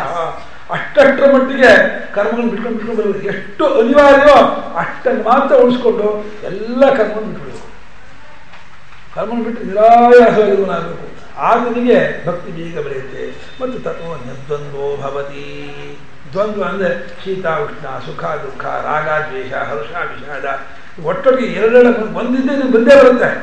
ಹಗಲು ರಾತ್ರಿ ಶೀತ ಇದೆ, ಒಂದು ವಿರುದ್ಧವಾಗಿರ್ತಕ್ಕಂಥ ಪ್ರತಿಯೋಗಿಯಾಗಿರ್ತಕ್ಕಂಥ ಪದಾರ್ಥ ಒಟ್ಟಿಗೆ ಇದ್ದೇ ಇರುತ್ತೆ. ಹಾಗಾಗಿ ಈ ಶೀತೋಷ್ಣಾದಿಗೆ ಸುಖ ದುಃಖಾದಿಗೆ ಬೆಲೆ ಕೊಡದೇನೆ, ಅದಕ್ಕೆ ಕಂಡುಕೊಳ್ಳದೇನೆ, ಇದು ಇದರ ಸ್ವಭಾವ, ಈ ಪ್ರಕೃತಿಯ ಸ್ವಭಾವ, ಇದಕ್ಕೂ ನನಗೂ ಸಂಬಂಧವಿಲ್ಲ ಅಂತೇಳಿ ತನ್ನನ್ನು ವಿವೇಕ ಮಾಡಿಕೊಂಡು ನಿಂಗಳ ಮಾಡಿಕೊಂಡು ತನ್ನ ರೂಪದಲ್ಲಿ ನಿಲ್ಲೋದು ಪ್ರಯತ್ನ ಮಾಡ್ತಲೂ ಭಗವದ್ಭಕ್ತಿಯನ್ನು ಬೆಳೆಸಿಕೊಳ್ಳುವ ಕಡೆಗೆ ಗಮನವನ್ನು ಕೊಡುತ್ತಲೂ ಯಾವ ನಿರ್ದ್ವಂದ್ವೋ ಭವತಿ, ಈ ಶೀತೋಷ್ಣ ದುಃಖ ಮಾನಾಪಮಾನಗಳಿಗೆ ಬೆಲೆ ಕೊಡೋದಿಲ್ವೋ ಅವನು ಮಾಯನ್ನು ದಾಟುತ್ತಾನೆ. ಈ ದ್ವಂದ್ವ ಬಹಳ ಗೊಳಿಕೊಳ್ಳುತ್ತೆ. ನಮಗೆ ಎಷ್ಟು ಬಂದಿದೆ ಈ ಮಾನಾಪಮಾನ. ಅದಕ್ಕೆ ಬಹಳ ಕಷ್ಟಕರವಾದ್ದು. ನಾವು ಎಲ್ಲರೂ ಹೋದಾಗ ಅಲ್ಲಿ ಏನಾದರೂ ಒಂಚೂರು ನಮಗೆ ಅವಮಾನ ಆಗಿಬಿಡಬೇಕು, ಬೇಸರ ಆಗಿಬಿಡಬೇಕು. ಆಯಿತು ಅವನಿಗೆ ಜೈರಾಹತ ಶೋಚತಿ ರಾತ್ರಿ ಹಾನಿ. ಮನೆ ಬಂದರೆ ನಿದ್ದೆ ಬರಲ್ಲ, ಊಟ ಸೇರಲ್ಲ. ಅಯ್ಯೋ ನಾವು ಹೋಗಬಾರ್ದಾಗಿತ್ತು ಕಣ್ರಿ, ಹೋಗ್ಬಿಟ್ಟೆ ಹೆಂಗೆ ಮಾಡಿಬಿಟ್ರು ಅಂತಂದರೆ ಅಯ್ಯೋ ಹೊಟ್ಟೆ ಉರಿಯುತ್ತೆ, ಇನ್ನು ಸಂಟ ಆಗ್ತಾ ಇದೆ. ಹಿಂಗೆ ಮಾಡಿಬಿಟ್ರು ನನಗೆ ಅವಮಾನ ಮಾಡಿಬಿಟ್ರು, ಮಾತೇ ಆಡಿಸ್ಲಿಲ್ಲ, ತಿರಸ್ಕಾರ ಮಾಡಿಬಿಟ್ರು. ಒಂದಕ್ಕೆ 10 ಕೆಲಸ ಆಗುತ್ತೆ ಅವನಿಗೆ. ಅವ್ರು 1-2 ಮಾಡಿರ್ತಾರೆ. ಅದಕ್ಕೆ ಅವನು ಹಿಂದಕ್ಕೆ ಮುಂದಕ್ಕೆ ಬಾಳ ಬೆಳೆಸಿ ಕೋಡ್ ಬೆಳೆಸಿ ಒಂದು 20 ಅದಕ್ಕೆ ಆರೋಪ ಮಾಡಿಕೊಂಡು ಅಷ್ಟು ಅವರಿಗೆ ನನ್ನ ಮೇಲೆ ಈ ಭಾವನೆ ಇದೆ ಅಂತೇಳಿ ಎಲ್ಲ ಭಾವನೆಯನ್ನು ತನ್ನ ಮೇಲೆ ಹಾಕೊಂಡ್ಬಿಡ್ತಾನೆ. ಅವರಿಗೆ ನನ್ನ ವಿಷಯದಲ್ಲಿ ಇಷ್ಟೆಲ್ಲ ಭಾವನೆ ಇದೆ ಅಂತ ಹಾಕೊಂಡು ಕುಯ್ತಾ ಇರ್ತಾನೆ, ಹೃದಯ ಒದ್ದಾಡ್ತಾ ಇರ್ತಾನೆ. ಅದು ವಸ್ತುತಃ ನಡೆದಿರೋದು ಬಹಳ ಅತ್ಯಲ್ಪ. ಅಪ್ಪ ಅವನಿಗೆ ಏನೋ ಒಂದು ಅನ್ಯಮನಸ್ಕನಾಗಿಯೋ ಏನೋ ಒಂದು ರೀತಿಯಿಂದ ಮಾತಾಡದೇ ಇರ್ತಾನೆ. ಮಾತಾಡಿಸ್ಬಾರ್ದು ಅಂತಾಗಲಿ ತಿರಸ್ಕಾರ ಮಾಡಬೇಕು ಅಂತಾಗಲಿ ಅದು ಅವನಲ್ಲಿ ಇರೋಲ್ಲ. ಮಾತಾಡ್ಸೋಕ್ಕೆ ಆಗಿರೋಲ್ಲ. ಮಾತಾಡಿಸಿ ಏನೋ ಒಂದು ಎರಡು ಬಂದಿದ್ದ ಅಷ್ಟೇ ಬಿಟ್ಟಿರ್ತಾನೆ. ಅಷ್ಟು ಸಾಕು ಇವನಿಗೆ. ಓ ನಾನು ಹೋಗಬಾರ್ದಾಯ್ತು, ನಾನು ತಪ್ಪು ಮಾಡಿಬಿಟ್ಟೆ, ಹೋಗ್ಬಿಟ್ಟೆ, ಬಹಳ ಅವಮಾನ ಆಗ್ಬಿಟ್ಟು ಅಂತ ಹೇಳ್ಬಿಟ್ಟು ಎಷ್ಟು ಕೊರಗ್ತಾನೆ ಅಷ್ಟಕ್ಕೆ ಅಂತಂದರೆ ಒದ್ದಾಡ್ಬಿಡ್ತಾನೆ. ಆ ಮಾನಾಪಮಾನ ಬಹಳ ಕಷ್ಟ ಸಹಿಸ್ಕೊಳ್ಳೋದು. ಆದರೆ ಅದೆಲ್ಲ ನಮ್ಮ ನಿರೀಕ್ಷಣೆಯ ಮೇಲೆ ನಿಂತಿರೋದು. ನಮಗೆ ಒಳ್ಳೆಯದೇ ಆಗಬೇಕು, ಎಲ್ಲ ಕಡೆಯೂ ನಾವು ಅಂದ್ಕೊಂಡು ಹೋಗ್ತೀವಲ್ಲ, ಈ ಒಂದು ಕೆಟ್ಟ ಭಾವನೆಯಿಂದ ನಮಗೆ ದುಃಖ ಬೆಳೆಯಾಗ್ತೀವಿ. ನಾವು ಎಲ್ಲಿ ಹೋಗ್ತೀವೋ ಅಲ್ಲಿ ಏನಾಗುತ್ತೋ ಆಗ ನಾನು ಅಡ್ಜಸ್ಟ್ ಆಗ್ತೀನಿ ಅಂತ ಅಂದ್ಕೊಂಡ್ಬಿಟ್ರೆ ಏನೂ ಆಗಲ್ಲ. ನಾವು ಯಾವುದೇ ಹೋದ್ರೂ ನಮ್ಮನ್ನು ಮಾತಾಡಿಸ್ಲಿಲ್ಲ ಅಂದ್ಕೊಳ್ಳಿ, ಅವರ ಸ್ವಭಾವ ಅವ್ರು ತೋರಿಸ್ಕೊಂಡಿದ್ದಾರೆ ಅಂತ ಅಂದ್ಕೊಂಡ್ಬಿಡಿ, ನಿಮಗೇನು ಆಗಲ್ಲ. ನೀವು ಮಾತ್ರ ನನ್ನನ್ನು ಮಾತಾಡಿಸ್ಬೇಕು, ಆ ರೀತಿ ನೋಡಬೇಕು, ಈ ರೀತಿ ಟ್ರೀಟ್ಮೆಂಟ್ ಮಾಡಬೇಕು, ತುಂಬ ಆತಿಥ್ಯ ಮಾಡಬೇಕು, ತುಂಬ ಪ್ರೇಮ ತೋರಿಸ್ಬೇಕು, ನೀವು ಅಷ್ಟನ್ನೇ ಮೊದಲೇ ಇಟ್ಕೊಂಡ್ಬಿಟ್ಟು ಹೋಗ್ಬಿಟ್ರೆ ಅವಾಗ ಬಹಳ ಹಣೆ ಆಗ್ಬಿಡುತ್ತೆ. ನನ್ನ ಸ್ವಭಾವದಂತೆ ನಾನು ಹೋಗಿದ್ದೀನಿ, ನನಗೇನೋ ಒಂದು ವಿಶ್ವಾಸ ಇದೆ, ಕರೆದಿದ್ದಾನೆ, ಒಂದು ಆಗ್ತಿದ್ದೀನಿ, ನಾನು ಹೋಗಿದ್ದೀನಿ, ನಾನು ನನ್ನದೆಲ್ಲ ಉಳಿಸ್ಕೊಳ್ತೀನಿ, ಅವನು ಅವನದೆಲ್ಲ ಉಳಿಸ್ಕೊಳ್ಳಿ ಬಿಡಲಿ. ಮಾತಾಡ್ಸೋಕ್ಕೆ ಅವನು ಇಷ್ಟಪಟ್ಟು ಮಾತಾಡಿಸಿಲ್ವೋ, ಮಾತಾಡ್ಸೋಕ್ಕೆ ಅವಕಾಶವಾಗದೇನೆ ಮಾತಾಡಿಸಿಲ್ವೋ, ಅನೇಕ ಕಾರಣ ಇರಬಹುದು.